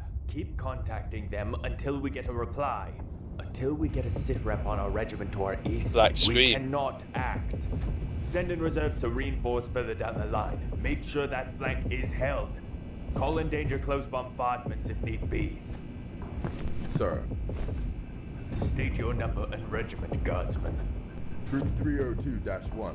Messenger from the 301st Krieg Regiment. Our eastern flank? We've been trying to contact you for the past 3 hours. What's going on? Our lines have taken heavy casualties, and communications have been cut. Our commander sent my squad to report that the 301st will be withdrawn to the second line due to crippling losses. Retreating? We have orders to take the Heretic line and secure as much land as possible for the 22nd Regiment inbound. We have to advance. Get our armored platoons ready swiftly. I want Earthshaker rounds raining on their lines until I give the order to stop. Have the guardsmen ready to go over. Guardsmen, where's the rest of your squad? Dead, sir. Very well. Join the lines. Yes, sir. I literally thought he was going to shoot him. I thought he was going to shoot him because he said, retreat.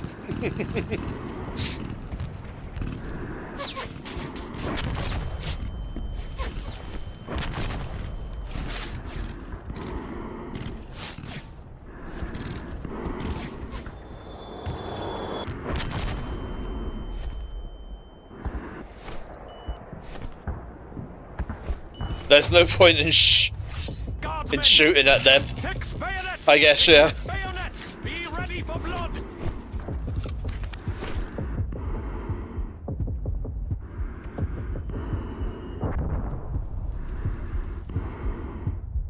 Also, was this made in like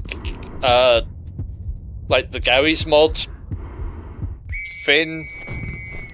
Like a Source engine? That's it, Source. It's a fan animation. Yeah, that's like the Source engine.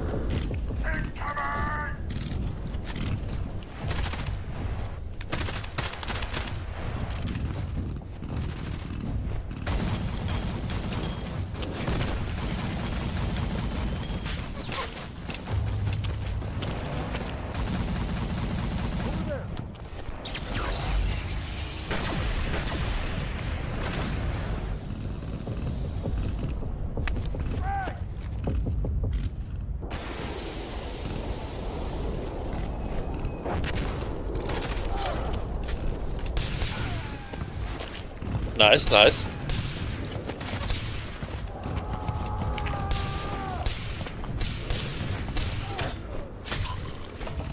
Nice parry with the bayonet, okay.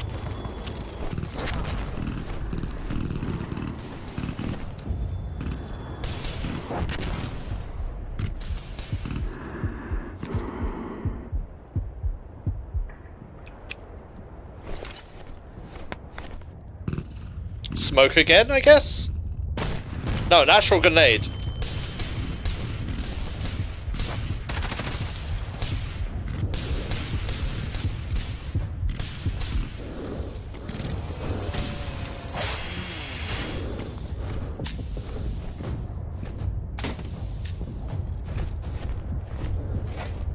A fucking shovel? Alright.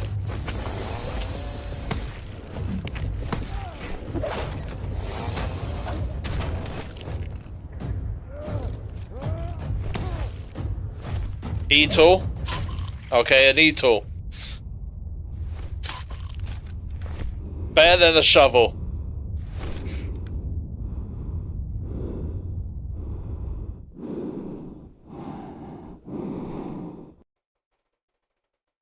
Alright, that wasn't that bad of an animation.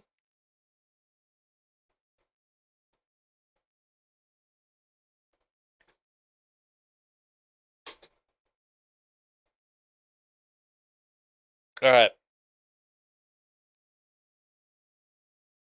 One more is also short. Is that the re-uploaded one? Cause yeah, I can do the re-uploaded one.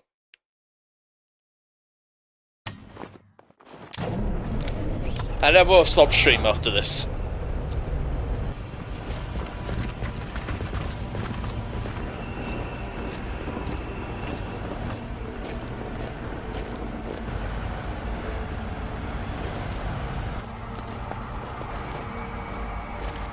Even the horse has a gas mask. Well, it makes sense. It's just funny to look at.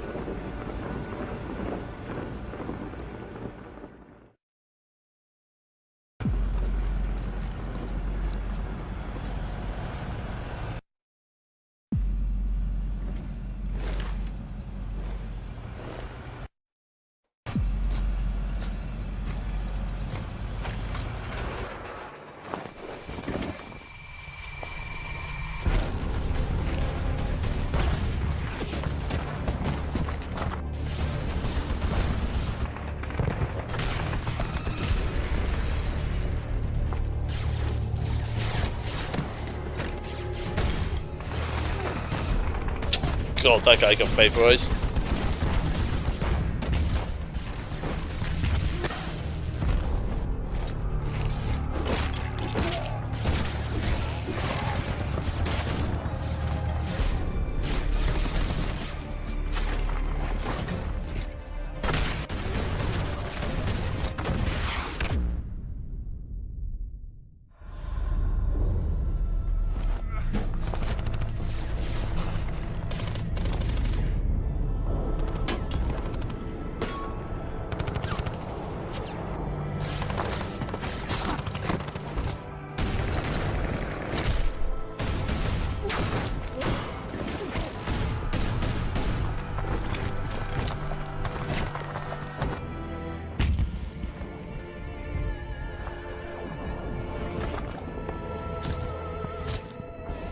Okay, yeah, that's definitely a chaos army.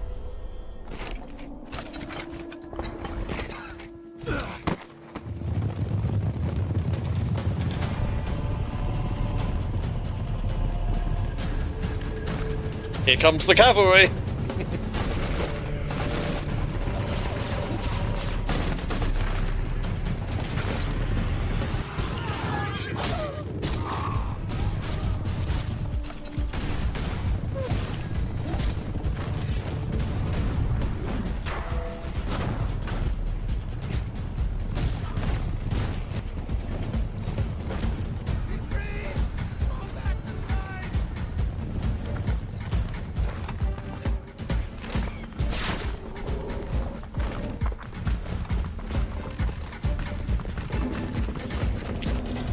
This is bad.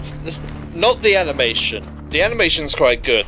What bad is that there's quite a few armies I want to try out and play and maybe build and all that. It's just like, ah, shit. There's quite a few armies.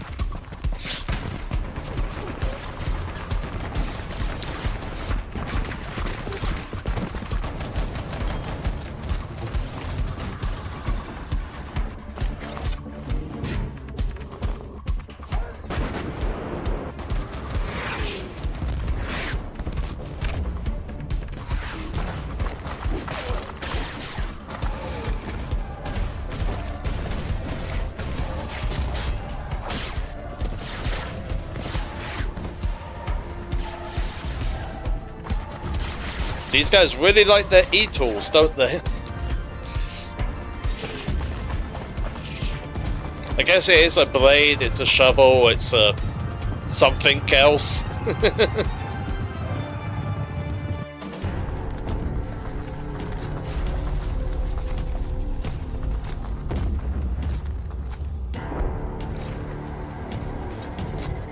All of the above, yeah.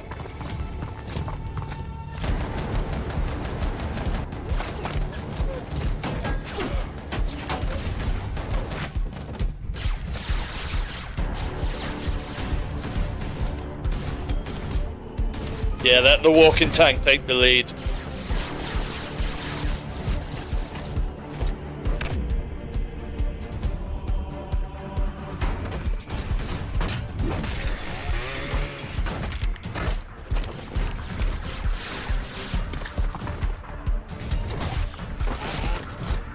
What character is the Green Marine? Pop question.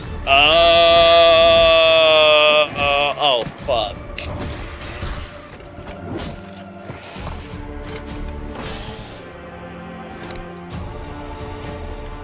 I don't know. Well, they got a skull of an angel, so... Death Angels? Salamanders. Oh, okay. Look, I've gotten so much information today. I'm just like, fuck, man, there's so many factions. This is like a deep dive one you have to go to. Alright. The Black Brand overload. Blake's brain overloaded. Yep. Because I couldn't even read that properly. Well, we've done entire timeline and at least a part of a faction where we'll split up to many different parts into. It's just like, oh yeah, here's the Chaos, here's the Eldar, here's the fourth Chaos, here's the bad Eldar, or here's what remain of the Eldar, and here's the bad Eldar. It's like, ugh. Brain is it, and then we got the fucking Imperium of Man, and then the Space Marines, and the Arch Marcanists, and the Navy, and oh god, so much overload today. All right.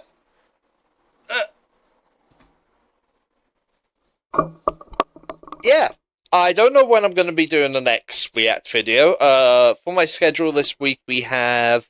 Well, today was was the Warhammer lore. Tomorrow, we're going to start Dying Light. Yep, that's the game we would start. I remembered it.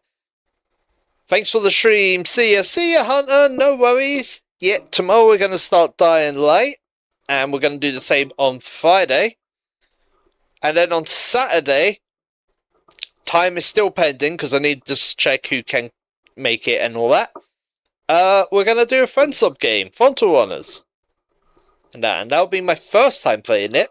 I don't want to test it out beforehand, just in case. But yeah. I need a rest. Shall we find someone to raid?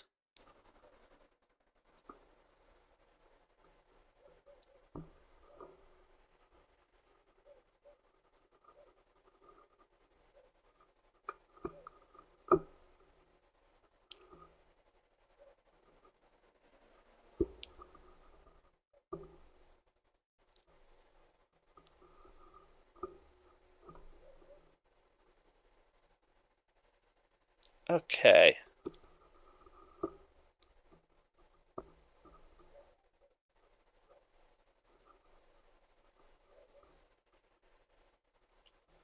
See, I was thinking of raiding Scuffcat, but Scuffcat's been going on for like 8 hours, and I'm just like, yeah, that podcast thing may be ending soon on them doing Warhammer, like a Warhammer versus thing.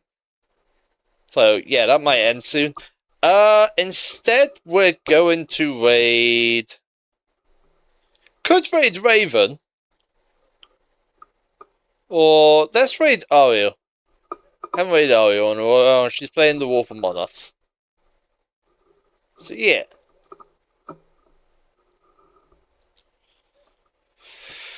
But yeah, thank you all for watching. I had fun. I have learnt a lot. My brain is a bit fried. I just need to move around a little bit now. Maybe go outside for a little bit and get some fresh air, because it is still very warm. Yeah. Move it. Yeah. And yeah. Just see how things go. Anyway, take care, say hi to Ario, and I shall see you tomorrow. Okay,